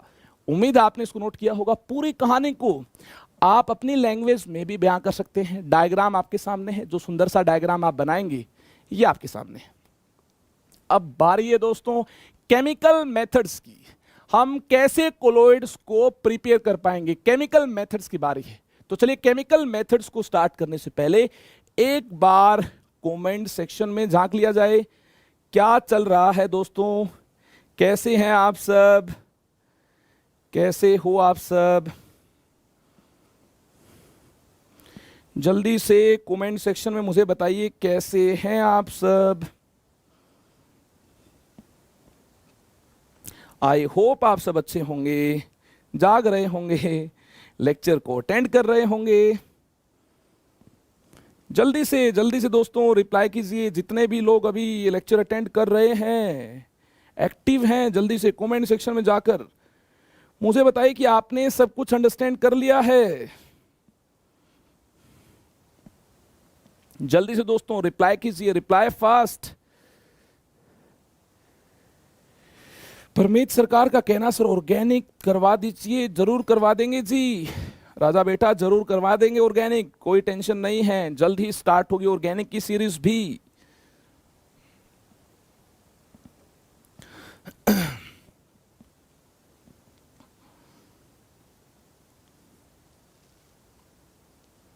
सूफिया खान का कुछ और ही सब्जेक्ट से हटकर कुछ, मतलब इसके ऊपर भी मैं एक सेशन लूंगा, मतलब मैं आपको प्रॉपरली बताऊंगा अपने बारे में। अभी दोस्तों ये पढ़ाई का वक्त है, अभी देखिए ऐसी चीज़ें डिस्कस करने का वक्त नहीं है। ये एक सेपरेट टॉपिक है, इस पे पूरा एक लेक्चर लग जाएगा मुझे एक्सप्लेन करने में।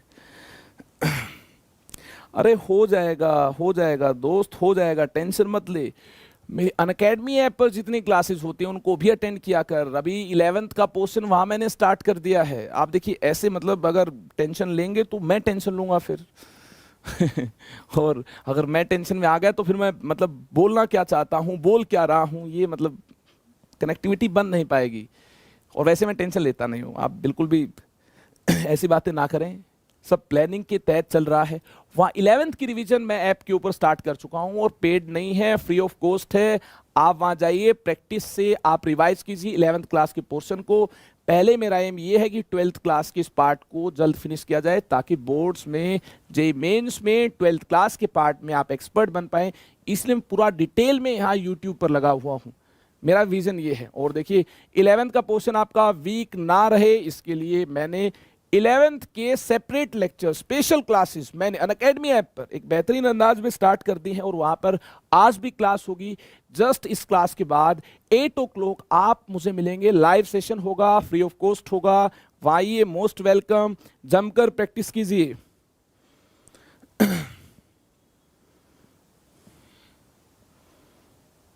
अरे भाई गौतम, अगर ऐसे होले होले नहीं चले तो फिर मतलब बाकी बच्चों ने पहले भी नहीं किया, अब भी नहीं कर पाएंगे, तो फिर कैसे सिलेक्शन होगा उनका? मुझे सबको साथ लेकर चलना है। आप ये मत सोचिए कि मतलब मेरी स्पीड कम है, मैं तो उड़ा दूंगा। अगर मैं उड़ा दूंगा तो फिर आप भी उड़ जाएंगे बच्चा, मतलब आपको कोई हेल्प नहीं हो पाएगी, मदद आपकी नहीं हो पाएगी। तो ऐसे 5 मिनट के अंदर पूरा आइसोमेरिज्म कीजिए। यूट्यूब पर ऐसे बहुत सारे लेक्चर्स हैं और क्या एग्जाम में आने वाला क्वेश्चन वहां से सोल्व हो जाएगा? बिल्कुल नहीं होगा, कभी नहीं होगा, कदापि नहीं होगा। ना ही पहले हुआ है, ना ही आगे होगा। बच्चा मेरी पूरी ट्राई रहती है, मैं दिल से चाहता हूँ कि इसको कंप्लीट किया जाए, लेकिन जैसे जैसे चैप्टर स्टार्ट होता चीज़ें खुलती हैं, फिर ये भी लगता है कि इसको भी मिस नहीं कर सकते, बच्चा इसमें भी फंस जाएगा। मतलब मेरी उलझन है ये, मतलब मैं इसको एक्सक्यूज़ की फॉर्म में आपके सामने नहीं रख रहा हूँ। फिर तो उस केस में यही होगा, अगर एक लेक्चर में पूरा चैप्टर कवर करना है, क्वेश्चंस के थ्रू ही हो सकता है और कोई तरीका नहीं। और मैंने देखा क्वेश्चंस के थ्रू काफ़ी बच्चे कंफर्टेबल नहीं है, वो चाहते कि नहीं सर थ्योरी पार्ट ही हमें नहीं आता, तो क्वेश्चंस के थ्रू हम क्या कर लेंगे। तो चलिए, आपकी भी इस प्रॉब्लम को अंडरस्टैंड किया जाएगा और जल्दी जल्दी मोर ट्राई करूंगा। और मैंने बोला तो है आपको, ऑर्गेनिक की जो लेक्चर्स हैं, ऑर्गेनिक की जो लेक्चर सीरीज है, ये मैं आपको रिकॉर्डेड फॉर्म में प्रोवाइड कर दूंगा। मुझे लगता है 11th और 12th क्लास की जो ऑर्गेनिक सीरीज है, ये आपको साथ में मिल जाएगी, तो सिलेबस आपको भागता हुआ नजर आएगा, कोई टेंशन आपको होगी नहीं। हाँ, सरफेस केमिस्ट्री के 3 लेक्चर ज़्यादा हो गए भी, सरफेस केमिस्ट्री को 2 में ही निपट जाना चाहिए था। एक दिन मेरी तबीयत खराब थी, उस दिन जिस दिन रिकॉर्डेड लेक्चर मैंने दिया, 30 मिनट्स में मेरी हालत ख़राब हुई, मैं आगे रिकॉर्ड ही नहीं कर पाया। मैंने सोचा था उस दिन में मैं कंप्लीट कर दूंगा। तो देखिए दोस्तों, कई बार हो जाती है प्रॉब्लम्स, आपके साथ भी होती होंगी, तो इसलिए उस दिन मैं कंप्लीट नहीं कर पाया। फिर होली का फेस्टिवल था, तो स्टूडियो अवेलेबल नहीं था। होली के फेस्टिवल पर सब लोग गए हुए थे, छुट्टियाँ, ये त्यौहार खुशियों का है, इसमें किसी को रोक भी नहीं सकते हैं। तो स्टूडियो हमारा ऑपरेशनल नहीं था, इसलिए क्लासेस में नहीं हो पाई।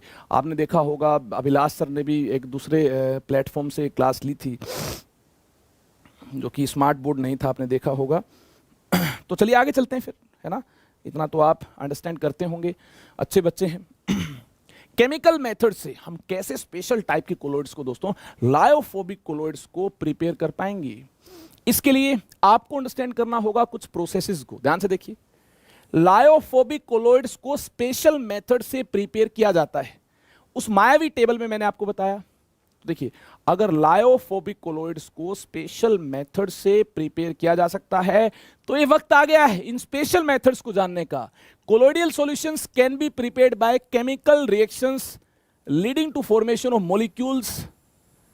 और देखिए, ऐसे कोलोइडियल सोल्स कैसे प्रिपेयर किए जाएंगे, ध्यान से नोट कीजिए कौन कौन सी प्रोसेसेस से ये क्वेश्चन एग्जाम में आ सकता है।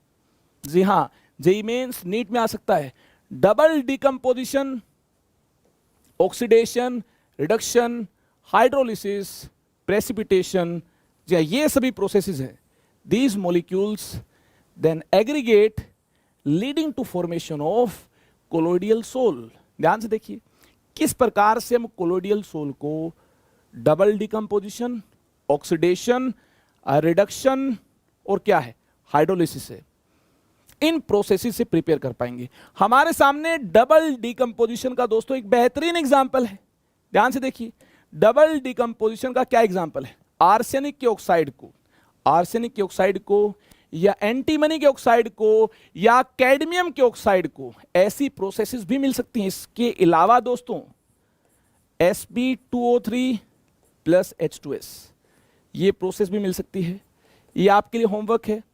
इसको कंप्लीट करने के बाद ये बिल्कुल सिंपल काम होगा आपके लिए, इसको भी आप कंप्लीट कर लेंगे, मैं जानता हूं। कैडमियम ऑक्साइड CDO, इसको देखिए H2S से ट्रीट करने पर डबल डिकम्पोजिशन से हम क्या प्रिपेयर कर पाएंगे, कोलोइडियल सोल। देखिए कैसे प्रिपेयर कर पाएंगे, आर्सेनिक 3 प्लस सल्फर 2 माइनस के साथ, O2 माइनस H+ के साथ, आर्सेनिक 3 प्लस सल्फर 2 माइनस के साथ। तो इस प्रकार से आर्सेनिक का सल्फाइड मिल पाएगा जिसका साइज कोलोइडियल रेंज में लाई करता है। तो इस केस में कोलोइडियल सोल हमें मिल पाएगा, जिसका साइज कोलोइडियल रेंज में लाई करता है, तो कोलोइडियल सोल हमें मिल पाएगा। ध्यान से देखिए, आर्सेनिक सल्फाइड आपके सामने है, ये बन पाएगा आर्सेनिक 3 प्लस सल्फर 2 माइनस। इस प्रकार से हमें आर्सेनिक सल्फाइड मिल पाएगा। इसी प्रकार से एंटीमनी सल्फाइड, कैडमियम सल्फाइड भी हमें मिल पाएंगे। उम्मीद है आपने इसको नोट कर लिया होगा, और एंटीमनी सल्फाइड, कैडमियम सल्फाइड भी आपने बना लिए होंगे। तो चलिए इसके बाद ऑक्सीडेशन रिएक्शन की बात करनी है। देखिए इस प्रकार से SO2 को H2S के साथ ट्रीट करने पर सल्फर सोल मिल पाएगा। कैसे मिल पाएगा? यहां देखिए सल्फर का ऑक्सीडेशन नंबर, ध्यान से देखिए, +4 है। यहां सल्फर का ऑक्सीडेशन नंबर -2 है, यहां -2, वहां +4। क्या होगा, यहां से यहां इलेक्ट्रॉन का ट्रांसफर होगा, रेडॉक्स होगी, यहां से यहां इलेक्ट्रॉन का ट्रांसफर होगा। तो देखिए जो सल्फर -2 ऑक्सीडेशन नंबर के साथ है, इसका ऑक्सीडेशन नंबर 0 हो जाएगा। इलेक्ट्रॉन को लेने के बाद जो सल्फर +4 ऑक्सीडेशन नंबर के साथ था, इलेक्ट्रॉन इसने लिए, इलेक्ट्रॉन लेने के बाद देखिए इसका ऑक्सीडेशन नंबर भी 0 हुआ, यानी हमें सल्फर सोल मिल पाया। ठीक है, तो चलिए इस प्रकार से ऑक्सीडेशन हुआ H2S का, यहां से लॉस ऑफ इलेक्ट्रॉन है, ऑक्सीडेशन हुआ और इससे सल्फर सोल हमें मिल पाया। तो ये एक ऑक्सीडेशन प्रोसेस है। अब बारी है रिडक्शन प्रोसेस की। हमारे पास गोल्ड 3+ का एक सोल्ट है AuCl3। ये देखिए गोल्ड 3+ का एक सोल्ट हमारे पास है। गोल्ड 3+ में +3 में क्या होगा, यहां से यहां देखिए इलेक्ट्रॉन का ट्रांसफर होगा, यहां से यहां इलेक्ट्रॉन का ट्रांसफर होगा। गोल्ड का ऑक्सीडेशन नंबर +3 है। चलिए ब्लैक से मैंने इसको इंडिकेट किया, इसका ऑक्सीडेशन नंबर +3 है। यहां से यहां इलेक्ट्रॉन का ट्रांसफर हुआ, फॉर्मेल्डिहाइड का ऑक्सीडेशन हुआ, फॉर्मेल्डिहाइड का ऑक्सीडेशन हुआ, यहां से लॉस ऑफ इलेक्ट्रॉन है, यहां गेन ऑफ इलेक्ट्रॉन है। हमें मिल पाया इलेक्ट्रॉन के गेन के बाद गोल्ड सोल। क्या मिल पाया, देखिए गोल्ड सोल, Au सोल। और इसका ऑक्सीडेशन हुआ तो देखिए ऑक्सीडेशन के बाद हमें एसिड मिलेगा। एल्डिहाइड के ऑक्सीडेशन के बाद हमें कार्बोक्सिलिक एसिड मिलेगा, और ये फॉर्मिक एसिड है। फॉर्मेल्डिहाइड से फॉर्मिक एसिड, इसका ऑक्सीडेशन, इसका रिडक्शन, यहां से इलेक्ट्रॉन का ट्रांसफर, गोल्ड +3 से गोल्ड 0 तक गया है, और ये हमें मिल पाया है गोल्ड सोल। आगे देखिए आयरन ट्राइक्लोराइड FeCl3, ये आपके सामने है, जो कि फेरिक क्लोराइड Fe3+ में है। इसका हाइड्रोलिसिस हो तो क्या होगा, आयरन 3+ OH-, इनके कॉम्बिनेशन से क्या मिल पाएगा? इस प्रकार से देखिए, ये आयरन 3+ है और यहां से OH-, इनके कॉम्बिनेशन से FeOH थ्राइस, ये मिल पाएगा। हाइड्रोलिसिस हुई, पानी के साथ रिएक्शन हुई, पानी का OH- आयन आयरन 3 के साथ, आयरन 3+ के साथ इस प्रकार से देखिए क्या बनाएगा? फेरिक ऑक्साइड या फेरिक हाइड्रोक्साइड। आपके सामने ध्यान से देखिए, OH से तो हाइड्रोक्साइड होगा, ऑक्साइड होगा, ये होगा हाइड्रोक्साइड, फेरिक हाइड्रोक्साइड बनाएगा, जो कि कोलोइडल रेंज में लाई करता है, तो कोलोइडल सोल होगा। और देखिए H+ यहां से, H+ यहां से, Cl- यहां से, साथ में HCl की फॉर्मेशन भी हो पाएगी, साथ में HCl की फॉर्मेशन भी हो पाई है। नोट करें जल्दी से। तो हमने यहां से क्या अंडरस्टैंड किया? देखिए हमने यहां से इस प्रकार से डबल डिकम्पोजिशन को अंडरस्टैंड किया। आर्सेनिक 3+, सल्फर 2-, इनके कॉम्बिनेशन से क्या बना? इस प्रकार से आर्सेनिक सल्फाइड का सोल बना। ऐसे ही कैडमियम सल्फाइड का सोल बनेगा, ऐसे ही एंटीमनी सल्फाइड का सोल बनेगा। ये आपके लिए होमवर्क है। इसके बाद SO2 को H2S के साथ रिएक्ट करवाया जाए। यहां सल्फर का ऑक्सीडेशन नंबर +4 है, चेक कर लें। यहां सल्फर का ऑक्सीडेशन नंबर -2 है। यहां से यहां इलेक्ट्रॉन का लॉस हुआ, लॉस ऑफ इलेक्ट्रॉन है, तो H2S का ऑक्सीडेशन है, तो यहां ऑक्सीडेशन से सल्फर सोल मिल पाया। क्या मिल पाया? Sulphur sol. आगे देखिए, गोल्ड +3 में, गोल्ड वैसे कंबाइंड फॉर्म में कम रहता है, +3 में है, तो इसकी टेंडेंसी क्या होगी? रिएक्टिविटी सीरीज में गोल्ड हाइड्रोजन से नीचे है, इसकी टेंडेंसी होगी नेटिव फॉर्म में रहने की, यानी 0 ऑक्सीडेशन नंबर के साथ रहने की, अनकंबाइंड फॉर्म में रहने की। तो दोस्तों ये देखिए, एल्डिहाइड से इलेक्ट्रॉन लेगा, +3 चार्ज को डिक्रीज करना चाहेगा, डिक्रीज करते करते अनकंबाइंड फॉर्म में गोल्ड 0 के साथ रहना पसंद करेगा, तो गोल्ड 0 के साथ गोल्ड का सोल मिल पाएगा। और यहां से यहां इलेक्ट्रॉन का ट्रांसफर हुआ, इसका ऑक्सीडेशन हुआ, देखिए फॉर्मेल्डिहाइड ऑक्सीडाइज होकर कार्बोक्सिलिक एसिड HCOH बनाएगा। क्लियर है बात? यहां देखिए फेरिक क्लोराइड आपके सामने है। फेरिक क्लोराइड का हाइड्रोलिसिस, पानी के साथ रिएक्शन, आयरन 3+ पानी के OH- आयन के साथ रिएक्ट हुआ, फेरिक हाइड्रोक्साइड बना, ऑक्साइड नहीं बना, हाइड्रोक्साइड बना। क्लियर है बात? और देखिए H+ रिमेनिंग आयन यहां से होगा, OH- तो कंबाइन हुआ, H+ रिमेनिंग आयन यहां से होगा, और वहां से रिमेनिंग आयन Cl-, इनके कॉम्बिनेशन से क्या मिल पाएगा? HCl। इसको भी आपने नोट कर लिया है। तो चलिए दोस्तों, इसके बाद ब्रीडिंग आर्क मेथड की बात करनी है। किसकी बात करनी है? Breeding arc method. आखिरकार ये ब्रीडिंग आर्क मेथड क्या है? जल्दी से देखिए, ब्रीडिंग आर्क मेथड की बात करनी है दोस्तों। ब्रीडिंग आर्क मेथड को यूज किया जाएगा गोल्ड, प्लेटिनम, सिल्वर जैसी मेटल्स के सोल को प्रिपेयर करने के लिए। ध्यान से देखिए, this process involves dispersion as well as condensation. कैसे होगा डिस्पर्जन, कैसे होगी कंडेंसेशन, साथ में बात की जाएगी। देखिए, colloidal sols of metals such as gold, silver, platinum. एक क्वेश्चन तो डायरेक्टली यही आ जाएगा एग्जाम में, very important. Gold, silver, platinum, इस टाइप की मेटल के सोल को प्रिपेयर करना है तो ब्रीडिंग आर्क मेथड से प्रिपेयर किया जाएगा। कैसे प्रिपेयर किया जाएगा? ध्यान से देखिए, this type of sol can be prepared when electric arc is struck between electrodes of metal immersed in dispersion medium. The intense heat is produced which vaporizes the metal, then condenses to form particles of colloidal range.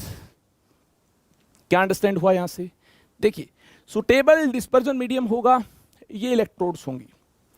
ध्यान से देखिए, जिस भी metal का soul हमें prepare करना है, ये मेटल हमें यहां मिल जाएगी। जैसे ही ये इलेक्ट्रोड्स पास आएंगी, यहां देखिए +- पोलैरिटी है, तो क्या होगा? यहां चिंगारी उत्पन्न होगी। जैसी मेटल की इलेक्ट्रोड जो हैं ये पास आएंगी तो होगा क्या? अपोजिट टर्मिनल दोस्तों पास आएंगे। आपने देखा होगा, दो जो वायर्स हैं अपोजिट पोलैरिटी के साथ, ये जब पास में आएंगी तो स्पार्क प्रोड्यूस होगा, चिंगारी यहां से प्रोड्यूस होगी। अगर स्पार्क प्रोड्यूस होगा, यहां से देखिए अगर हीट प्रोड्यूस होगी, अगर इस प्रकार से इलेक्ट्रोड्स पास आएंगी, स्पार्क प्रोड्यूस होगा। देखिए इस प्रकार से स्पार्क प्रोड्यूस होगा तो यहां से हीट प्रोड्यूस होगी, हीट प्रोड्यूस होगी तो उससे ये मेटल मेल्ट हो जाएगी, मेल्ट हो जाएगी, मीडियम है, मीडियम में कंडेंस हो जाएगी, मेल्ट होगी, वेपोराइज होगी, कंडेंस हो जाएगी, कंडेंस हो जाएगी तो पार्टिकल्स कोलोइडल रेंज में आपको मिल जाएंगे। क्या हुआ एक बार रिपीट करते हैं, देखिए जिस भी मेटल का हमें कोलोइडल सोल बनाना है, ये मेटल आपके सामने है और ये सुटेबल डिस्पर्जन मीडियम आपके सामने है। जैसे ही इन मेटल इलेक्ट्रोड्स को पास लेकर आएंगे, अपोजिट पोलैरिटी है, स्पार्क प्रोड्यूस होगा, हीट रिलीज होगी जिससे मेटल मेल्ट होगी, वेपोराइज होगी, कंडेंस होने के बाद जो पार्टिकल्स मिलेंगे आपको, जो मेटल के पार्टिकल्स मिलेंगे, ऐसा देखा जाता है ये पार्टिकल्स कोलोइडल रेंज में लाई करते हैं। अगर कोलोइडल रेंज में लाई करते हैं, इनका डायमीटर जो कोलोइडल पार्टिकल्स का डायमीटर होना चाहिए उस रेंज में लाई करता है, तो हम बना पाए हैं। इसका मीनिंग है कौन से सोल? Metal sol. कौन से मेटल सोल? देखिए गोल्ड, प्लेटिनम, सिल्वर, इस टाइप के मेटल सोल हम प्रिपेयर कर पाए हैं सुटेबल डिस्पर्जन मीडियम को यूज करते हुए। अब देखिए हीट प्रोड्यूस हुई यहां से, तो ऐसा हो सकता है कहीं से इलेक्ट्रॉन कैप्चर हो जाए। अगर कहीं से इलेक्ट्रॉन कैप्चर हुआ तो इस केस में इलेक्ट्रॉन का चार्ज नेगेटिव, इन सोल्स का चार्ज कैसा हो जाएगा? नेगेटिव हो जाएगा। हीट रिलीज हुई है, इस हीट से ऐसा हो सकता है मेटल आयोनाइज हो जाए और इलेक्ट्रॉन यहां से रिलीज हो जाए और इलेक्ट्रॉन कैप्चर हो जाए और इलेक्ट्रॉन कैप्चर होने से नेगेटिवली चार्ज्ड सोल हमें मिल पाए, ऐसा हो सकता है। इसे बोलेंगे इलेक्ट्रॉन कैप्चर से चार्ज अपीयर हुआ। और गोल्ड, प्लेटिनम, सिल्वर पर अगर इलेक्ट्रॉन कैप्चर से चार्ज अपीयर हुआ है तो ऐसे केस में नेगेटिवली चार्ज्ड सोल होंगे। कैसे सोल होंगे? नेगेटिवली चार्ज्ड सोल होंगे। ये हमने चार्ज के केस में भी अंडरस्टैंड किया था। किस केस में अंडरस्टैंड किया था? पॉजिटिव नेगेटिवली चार्ज के केस में। देखिए टेबल आपके सामने है, रिवाइज करते हैं। ये टेबल आपके सामने है। चार्ज की बेसिस पर जब हमने पार्टिकल्स को क्लासिफाई किया, positively charge sols, negatively charge sols. ध्यान से देखिए मेटल्स, कॉपर, सिल्वर, गोल्ड, ये किस साइड है? ये नेगेटिवली चार्ज्ड सोल की साइड है। इलेक्ट्रॉन कैप्चर की वजह से इन केसेस में चार्ज अपीयर हो पाएगा, इलेक्ट्रॉन रिलीज हो और सोल फॉर्मेशन के दौरान ये इलेक्ट्रॉन देखिए अगर इन पार्टिकल्स के साथ, सोल पार्टिकल्स के साथ एसोसिएट हो जाए तो इनका नेगेटिव चार्ज होगा और इलेक्ट्रॉन कैप्चर की वजह से इस नेगेटिव चार्ज के सोल को हम क्या बोल देंगे? इसे बोल देंगे नेगेटिवली चार्ज्ड सोल। तो चलिए आगे चलते हैं। आगे एक और प्रोसेस को हमें जानना है, हमें जानना है पेप्टाइजेशन। काफी सारे स्टूडेंट्स को मिसकंसेप्शन होता है, बोलते हैं सर ये जो पेप्टाइजेशन है ये प्रेसिपिटेशन जैसा है। जी नहीं पेप्टाइजेशन अलग चीज है, प्रेसिपिटेशन का इससे कोई लेना देना नहीं है। ये डिफरेंट, इंटायरली डिफरेंट टर्म है, अंडरस्टैंड करना होगा। पेप्टाइजेशन से कैसे हम पार्टिकल्स को कोलोइडियल रेंज में ला पाएंगे, यानी कोलोइडियल सोल को प्रिपेयर कर पाएंगे। दोस्तों ध्यान से देखिए, peptization may be defined as process of converting precipitate into colloidal sol by shaking it with dispersion medium in presence of small amount of electrolyte. The electrolyte used for this purpose is called peptizing agent. ध्यान से देखिए, electrolyte को use करते हुए अगर हम किसी substance को कोलोइडियल रेंज में ला पाएंगे, उसके पार्टिकल्स को अगर कोलोइडियल रेंज में ला पाएंगे तो इस केस में हम बोल सकते हैं इस एक्सटर्नल यूज्ड इलेक्ट्रोलाइट को पेप्टाइजिंग एजेंट। क्या बोलेंगे? Peptising agent. ये देखिए हमारे पास प्रेसिपिटेट है, इस प्रेसिपिटेट को तोड़ना होगा। पेप्टाइजेशन का मतलब है प्रेसिपिटेट को तोड़ना। ध्यान से देखिए कैसे तोड़ना। पेप्टाइजेशन में be defined as process of converting precipitate into colloidal sol by shaking it with dispersion medium in presence of small amount of electrolyte. Electrolyte की प्रेजेंस में इसको वार्म किया, शेक किया और प्रेसिपिटेट को तोड़ दिया ताकि पार्टिकल्स कोलोइडियल रेंज में आ पाए। इसे बोलेंगे पेप्टाइजेशन। अब आपके दिमाग में एक ख्याल आया होगा, आखिरकार इस प्रेसिपिटेट का क्या हुआ? आखिरकार इस इलेक्ट्रोलाइट ने क्या किया? प्रेसिपिटेट का क्या हुआ? इलेक्ट्रोलाइट ने क्या किया? इलेक्ट्रोलाइट से हम प्रेसिपिटेट को किस में कन्वर्ट कर पाएंगे, किस में तब्दील कर पाएंगे, कोलोइडल सोल में। ये प्रेसिपिटेट भारी भरकम, ये देखिए इस प्रकार से सब्सटेंस आपको मिल रहा होगा। आपने इसमें क्या ऐड किया, आपने इसमें इलेक्ट्रोलाइट ऐड किया। ध्यान से देखिए, डेफिनेशन एक तरफ है, अंडरस्टैंडिंग दूसरी तरफ है। हमें देखिए अंडरस्टैंड करना है, फिर डेफिनेशन तो याद हो ही जाएगी। और ये ध्यान रखना है, ये हमारे पास प्रेसिपिटेट आयरन हाइड्रोक्साइड का फेरिक हाइड्रोक्साइड है, Fe3+ में। ये प्रेसिपिटेट भारी भरकम प्रेसिपिटेट हमारे पास है। हमने क्या किया, हमने इसमें FeCl3 ऐड कर दिया। इलेक्ट्रोलाइट ऐसा ऐड करना है जिसका आयन कॉमन हो, जिसका आयन इस प्रेसिपिटेट के आयन के साथ कॉमन हो। तो सोचिए कौन सा आयन कॉमन है, ये प्रेसिपिटेट है FeOH थ्राइस और इलेक्ट्रोलाइट FeCl3 है। सोचिए, समझिए, फिर आंसर कीजिए कौन सा आयन कॉमन आयन है। ध्यान से देखिए कौन सा आयन कॉमन आयन है, कमेंट सेक्शन में बताइए मुझे कौन सा आयन कॉमन आयन है। आयरन 3+ कॉमन आयन है। क्या होगा, जैसे आप इसमें FeCl3 ऐड करेंगे, जो कॉमन आयन है, ये कॉमन आयन आयरन 3+ है, ये एडजॉर्ब हो जाएगा इसके सरफेस पे। क्या हो जाएगा, ये इसके सरफेस पर एडजॉर्ब हो जाएगा। आयरन 3+ इसके सरफेस पर एडजॉर्ब हो जाएगा। इस प्रकार से पॉजिटिवली चार्ज्ड काफी सारे पार्टिकल्स हो जाएंगे एडजॉर्ब होने से, और ये पार्टिकल्स दूर दूर रहना पसंद करेंगे। जैसे आप इसको शेक करेंगे तो इसे क्या होगा, ये अनस्टेबल हो जाएगा, ये प्रेसिपिटेट अनस्टेबल हो जाएगा, क्योंकि आसपास आयरन 3+ एडजॉर्ब हो चुके हैं, कॉमन आयन एडजॉर्ब हो चुका है। तो ये छोटे छोटे टुकड़ों में टूट जाएगा, अलग हो जाएंगे पार्टिकल्स। और जब इन पार्टिकल्स को ध्यान से अंडरस्टैंड किया जाएगा तो ये पार्टिकल्स कोलोइडियल रेंज में लाई करते हुए मिल पाएंगे। यानी हमने तो कोलोइडियल सोल बना लिया, हमने तो प्रेसिपिटेट को तहस नहस कर दिया, प्रेसिपिटेट को तोड़कर हमने कोलोइडियल सोल बना लिया। तो देखिए इलेक्ट्रोलाइट कौन सा यूज करना है, जिसका आयन कॉमन हो। ध्यान से सुनिए, जिसका आयन कॉमन हो। किसके साथ कॉमन हो, यह आयन प्रेसिपिटेट के आयन के साथ कॉमन हो, ऐसा इलेक्ट्रोलाइट यूज करना है। ये कॉमन आयन नेगेटिव भी हो सकता है और ये कॉमन आयन पॉजिटिव भी हो सकता है। इस केस में देखिए पॉजिटिव आयन कॉमन है, आयरन 3+ कॉमन है, ये एडजॉर्ब होगा। ऑलवेज कॉमन आयन एडजॉर्ब होगा। ये चार्ज आने का एक रीजन मैंने बताया है, मोस्ट एक्सेप्टेड रीजन चार्ज आने का दोस्तों एडजॉर्प्शन है। इस प्रकार से आयरन 3+ एडजॉर्ब होने से चार्ज अपीयर होगा। जी हाँ, देखिए चारों तरफ पॉजिटिव चार्ज होगा, तो इस केस में पॉजिटिव चार्ज के साथ ये पार्टिकल्स स्टेबल नहीं होंगे। शेक किया जाएगा तो क्या होगा, पार्टिकल्स दूर दूर हो जाएंगे, छोटे छोटे पार्टिकल्स दूर दूर हो जाएंगे। और जब चेक किया जाएगा इनके डायमीटर को कोलोइडियल रेंज में लाई करते हैं, जी हाँ लाई करते हैं, तो हमें क्या मिल पाएगा, कोलोइडियल सोल मिल पाएगा। अब डेफिनेशन को रीड कीजिए, ज्यादा अंडरस्टैंडिंग आपकी बन पाएगी। देखिए प्रॉपर्टीज क्या है, इसके बाद हम कोलोइडियल सॉल्यूशंस की प्रॉपर्टीज को जानेंगे। जल्दी जल्दी से जानेंगे, वक्त की कमी है। 8 बजे मुझे अनअकैडमी ऐप पर लाइव सेशन भी लेना है, जिसमें some basic concepts of chemistry के कुछ इंपॉर्टेंट टॉपिक पर बात होगी। एक सेशन मैं ऑलरेडी ले चुका हूं, एक और सेशन मैं लूंगा।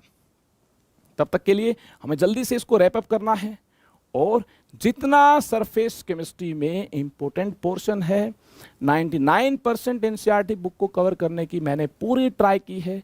फिर भी 1 to 2% कुछ भी अगर पेंडिंग है तो इसको आप एनसीईआरटी बुक उठाकर गो थ्रू कर लेंगे। मैंने देखिए अंडरस्टैंडिंग आपकी बना दी, कुछ एफर्ट्स आपको डालने होंगे। 15-20 मिनट एनसीईआरटी बुक को अपने सामने रखिए। जो भी टॉपिक्स हम कवर नहीं कर पाए, जो कि लेस इंपॉर्टेंट हैं, उनको आप अपनी तरफ से भी कवर कर सकते हैं, लेकिन एनसीईआरटी बुक को देखिए जरूर। इससे आपको ये कॉन्फिडेंस मिल पाएगा, हमने देखिए कितने सारे टॉपिक्स को अंडरस्टैंड किया है। जी हाँ, कम टाइम में किया है। अगर थ्रोली अगर हमें कवर करना है, डिटेल में जाना है, तो इतना टाइम तो दोस्तों लगेगा, देना होगा, इतना वक्त तो आपको देना होगा। तो चलिए आगे चलते हैं, कोलिगेटिव प्रॉपर्टीज की बात करनी। प्रॉपर्टीज ऑफ कोलोइडियल सॉल्यूशंस में कोलिगेटिव प्रॉपर्टीज की बात करनी है। देखिए कोलिगेटिव प्रॉपर्टीज सॉल्यूशन में आपने अंडरस्टैंड की, ऐसी प्रॉपर्टीज जो नंबर ऑफ सोल्यूट पार्टिकल्स पर डिपेंड करती हैं। यहां देखिए इस प्रकार से जो कोलोइडियल रेंज के अंदर पार्टिकल्स लाई करते हैं, इनका नंबर क्या होगा, कम होगा। बड़े पार्टिकल्स हैं, नंबर कम होगा, तो इस केस में हम बोल सकते हैं नंबर कम होगा, मोलर मास ज्यादा होगा, इस केस में हम बोल सकते हैं values of colligative properties are very small, small values मिल पाएंगी कोलोइडल सॉल्यूशन के केस में कोलिगेटिव प्रॉपर्टीज की। Relative lowering of vapour pressure की, एलिवेशन इन बॉइलिंग पॉइंट की, ऑस्मोटिक प्रेशर की, डिप्रेशन इन फ्रीजिंग पॉइंट की।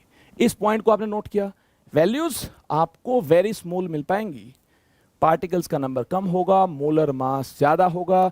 आई होप आपने सारी कहानी अंडरस्टैंड की। इसके बाद देखिए टिंडल इफेक्ट क्या है। टिंडल इफेक्ट इस प्रकार से डिफाइन किया जा सकता है, if beam of light is passed through colloidal solution which is kept in dark place, तो क्या होगा, देखिए the path of light gets illuminated, the scattering of light is called Tyndall effect. ये देखिए इस प्रकार से लाइट को पास करते हैं, लाइट को पास करते हैं तो स्कैटरिंग ऑफ लाइट होगी, इसे बोला जाएगा टिंडल इफेक्ट। और ये टिंडल इफेक्ट एक बेहतरीन अंदाज में कोलोइडल सॉल्यूशन के केस में होगा। क्यों होगा, ये कंडीशन टिंडल इफेक्ट की सेटिस्फाइड होंगी। देखिए कौन कौन सी कंडीशन है, ये आपने ऑप्टिक्स में भी अंडरस्टैंड किया होगा। ऑप्टिक्स में स्कैटरिंग के लिए कौन कौन सी कंडीशंस रिक्वायर्ड है, ये आपने जरूर अंडरस्टैंड किया होगा।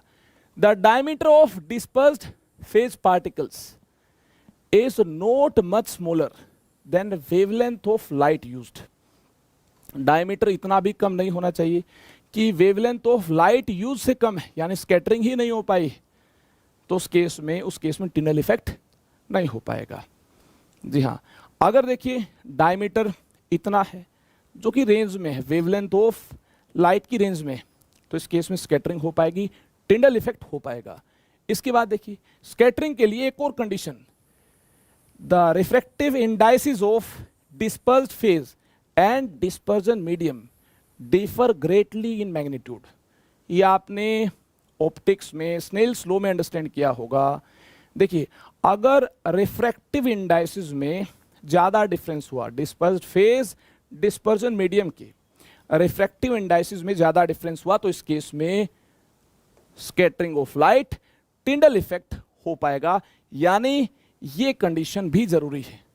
तो अगर ये सभी कंडीशन सेटिस्फाइड है, टिंडल इफेक्ट होगा। टिंडल इफेक्ट क्या है ये आपने नोट किया होगा, और टिंडल इफेक्ट कोलोइडल सोल्स के केस में होगा। देखिए कोलोइडल पार्टिकल्स का जो जिगजैग बिहेवियर है, जो मोशन है कोलोइडल पार्टिकल्स का, ये जो मोशन है ये रॉबर्ट ब्राउन ने अंडरस्टैंड किया था। इस मोशन को ब्राउनियन मूवमेंट बोला गया है। एग्जाम में क्वेश्चन आएगा ब्राउनियन मूवमेंट क्या है, तो देखिए जो जिगजैग बिहेवियर है इसको अगर अल्ट्रा माइक्रोस्कोप से एनालाइज किया जाए तो देखिए ये जिगजैग बिहेवियर आपको ऐसा मिल पाएगा, ऐसा मिल पाएगा, क्योंकि कोलिजन होंगे, रैंडम कोलिजन होंगे। ये रॉबर्ट ब्राउन ने अंडरस्टैंड किया, तो उनके नाम से इस मोशन को हम याद रखते हैं।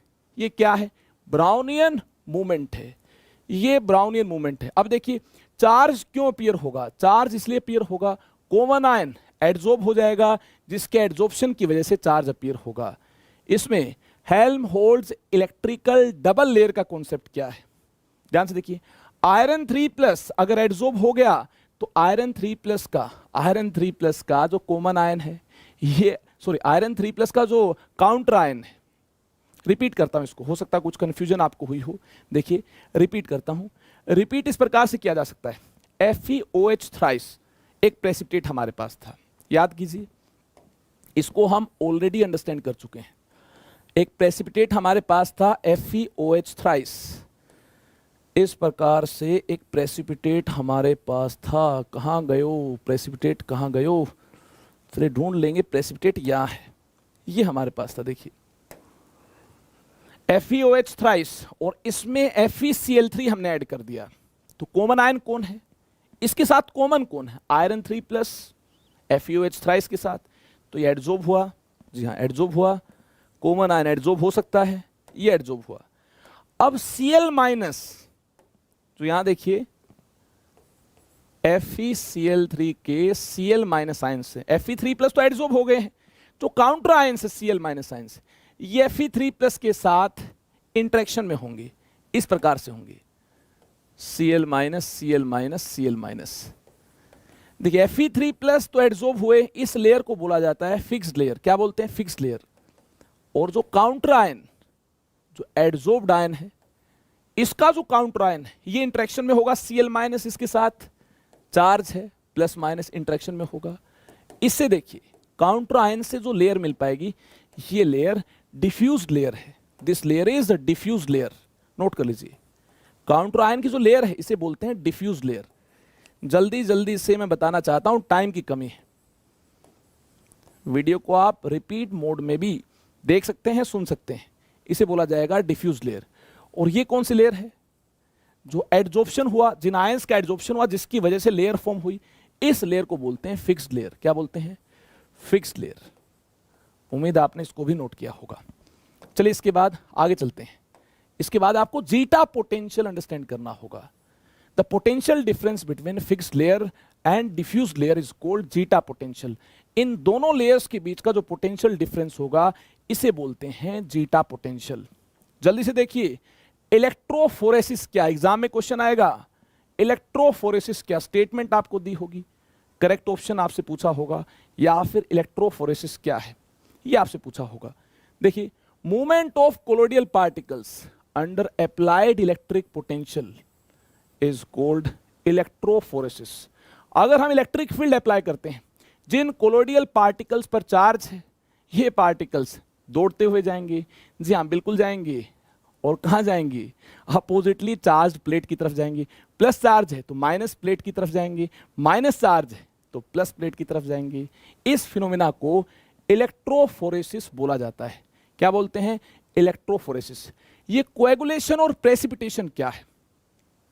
कोलोइडल पार्टिकल्स की सेटलिंग को बोलते हैं कोएगुलेशन, इकट्ठा हो जाना, एग्रीगेशन, कोएगुलेशन। प्रेसिपिटेट कर जाना, ये क्या है? कोएगुलेशन है। कोएगुलेशन के कुछ रीजंस आपके सामने, आई होप इसको आपने नोट किया होगा। अब देखिए, सबसे अच्छा टॉपिक यहाँ कोएगुलेशन के अंदर ये है हार्डी-स्कूल्स रूल है। इलेक्ट्रोलाइट ऐड करने से किस प्रकार से कोएगुलेशन ज्यादा एक्सटेंट में हो पाएगा, ये हार्डी-स्कूल्स रूल। आईआईटी में काफी बार क्वेश्चन आ चुका है, very important, this is very important. Hardy-schools rule very very important, note कर लीजिए, वेरी इंपॉर्टेंट। और टाइम भी कम है हमारे पास, जल्दी 8 बजे मुझे अनअकैडमी ऐप पर आना है, तो जल्दी से इसको फिनिश करना चाहूंगा।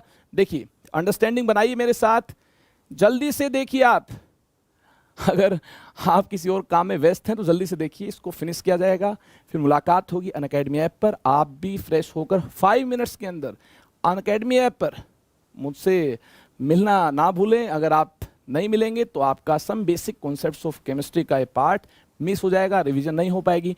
फिर आप कहेंगे कि सर हमारा कैसे कंप्लीट सिलेबस कवर हो पाएगा। तो देखिए, मैं तो कंप्लीट रिवीजन करवा दूंगा, आपको एफर्ट्स डालने होंगे। अब आप ही पेन नहीं लेंगे तो कहां से नॉलेज गेन हो पाएगी? तो दोस्तों देखिए, हार्डी-स्कूल्स रूल क्या है? ग्रेटर वैलेंस हुआ इलेक्ट्रोलाइट का, उसके वैलेंस का मीनिंग क्या है? जो चार्ज ये ग्रेटर हुआ तो वह इलेक्ट्रोलाइट का आयन ज्यादा एक्सटेंट में कोएगुलेट करवा रहा होगा। कोलोइडल सोल के पार्टिकल्स जिनके ऊपर चार्ज है, उन पार्टिकल्स को कोएगुलेट करवा पाएगा वह आयन जिसका चार्ज ज्यादा है। अब इसको स्टेटमेंट में कैसे पिरोया जाए, ध्यान से देखिए। Greater the valence of coagulating और flocculating ion, greater the valence और चार्ज ऑफ कोएगुलेटिंग और flocculating ion, greater is its power to cause precipitation. आप मुझे बताइए, एल्यूमिनियम 3+ Na+ Ba2+ किसका चार्ज ज्यादा है? कौन नेगेटिवली चार्ज पार्टिकल्स को ज्यादा एक्सटेंट में इकट्ठा कर पाएगा? जिसका चार्ज ज्यादा। किसका चार्ज ज्यादा है? देखिए, कोएगुलेटिंग पावर दोस्तों मुझे लगता है इसकी ज्यादा होगी, ये ज्यादा प्रेसिपिटेट करवा पाएगा। नेगेटिवली चार्ज कोलोइडल सोल के पार्टिकल्स को एल्यूमिनियम 3+ ज्यादा खींच पाएगा, बेरियम 2+ कम खींच पाएगा। ज्यादा वैलेंस होगा, ज्यादा वैलेंस होगा तो कोएगुलेटिंग पावर ज्यादा होगी। क्लियर है ना ये पॉइंट?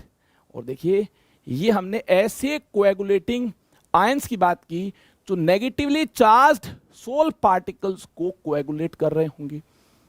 पॉजिटिवली चार्ज के केस में हमें नेगेटिवली चार्ज्ड इलेक्ट्रोलाइट के आयंस के वैलेंस को चेक करना होगा। जैसे हमारे पास Fe CN6 4-, PO4 3 minus, SO4 2 minus, इस प्रकार से आयंस हमारे पास है। अगर इन आयंस की वैलेंस को चेक किया जाए, चार्ज को चेक किया जाए, तो देखिए ये negatively charged ions positively charged ions को कोएगुलेट कर रहे होंगे, खींच रहे होंगे, प्रेसिपिटेट बना पा रहे होंगे। तो देखिए सबसे ज्यादा नेगेटिव चार्ज इसका है, इसकी कोएगुलेट करवाने की टेंडेंसी ज्यादा होगी। इस प्रकार से कोएगुलेटिंग पावर का ऑर्डर आपको मिल पाएगा। इसी के साथ दोस्तों आज विदाई का वक्त आ गया है। ज्यादा बातें मैं लास्ट में आपके साथ नहीं कर पाया क्योंकि वक्त की कमी है। और भी देखिए अगर कोई टॉपिक मिस हुआ होगा, इसके नोट्स आपको प्रोवाइड कर दिए जाएंगे। नोट्स को आप गो थ्रू करना और उस टॉपिक को अंडरस्टैंड करना। अभी हमारे पास वक्त कम है। क्यों वक्त कम है? काफी बार मैंने बताया है। अभी अनअकैडमी ऐप पर लाइव सेशन होगा, इसमें आना ना भूलें। ध्यान से देखिए, टेलीग्राम चैनल को जल्दी से ज्वाइन कर लें। अगर आप पीडीएफ नोट्स को चाहते हैं, हमारी तरफ से टाइम पर इंपॉर्टेंट इंफॉर्मेशन मिल पाए, इसके लिए जल्दी से टेलीग्राम चैनल को ज्वाइन कर लें। और एक्स्ट्रा बेनिफिट्स के लिए आइकॉनिक और प्लस को भी आप ज्वाइन कर सकते हैं। इसके बारे में भी मैंने आपको काफी बार बताया है। ये फीचर मुझे अनअकैडमी ऐप का दोस्तों एक बेहतरीन फीचर लगता है। आप इंस्टेंट अपने डाउट का रिप्लाई पा सकते हैं इन सभी स्टेप्स को फॉलो करते हुए। और ये देखिए यूसेट के बारे में तो आपने सुना होगा, एवरी संडे कंडक्ट होता है यूसेट। एक टेस्ट है, अनअकैडमी स्कॉलरशिप एडमिशन टेस्ट, जिससे आप ऑल इंडिया रैंकिंग पा सकते हैं और अपनी परफॉर्मेंस को मॉनिटर कर सकते हैं। अपकमिंग टेस्ट, अपकमिंग बैचेस की पूरी इंफॉर्मेशन आपको दी गई है। आप मुझे अनअकैडमी ऐप पर फॉलो करना ना भूलें। डिस्क्रिप्शन में लिंक दिया गया है ताकि मेरी सभी क्लासेस की इंफॉर्मेशन आपको मिल जाए, सभी नोटिफिकेशन मेरी तरफ से आपको मिल पाए। इसके लिए आप मुझे अनअकैडमी ऐप पर फॉलो करना ना भूलें। दोस्तों लास्ट में बड़ा वाला थैंक यू आज की सेशन को अटेंड करने के लिए। ऐसे ही हम बेहतरीन अंदाज में चैप्टर्स को कंप्लीट करते जाएंगे और आगे बढ़ते जाएंगे, और इसके लिए आपको हमारे साथ बने रहना होगा। चलिए आज का काम हमारा फिनिश हुआ। जल्दी जल्दी हमने काफ़ी सारे कॉन्सेप्ट्स को अंडरस्टैंड किया। फिर भी अंडरस्टैंडिंग में कहीं कोई प्रॉब्लम आपको आई है तो कमेंट सेक्शन में जाकर मुझे ज़रूर बताइएगा। आपकी कमेंट का मुझे इंतजार रहेगा। Thank you very much. Stay connected with me. Bye bye, take care.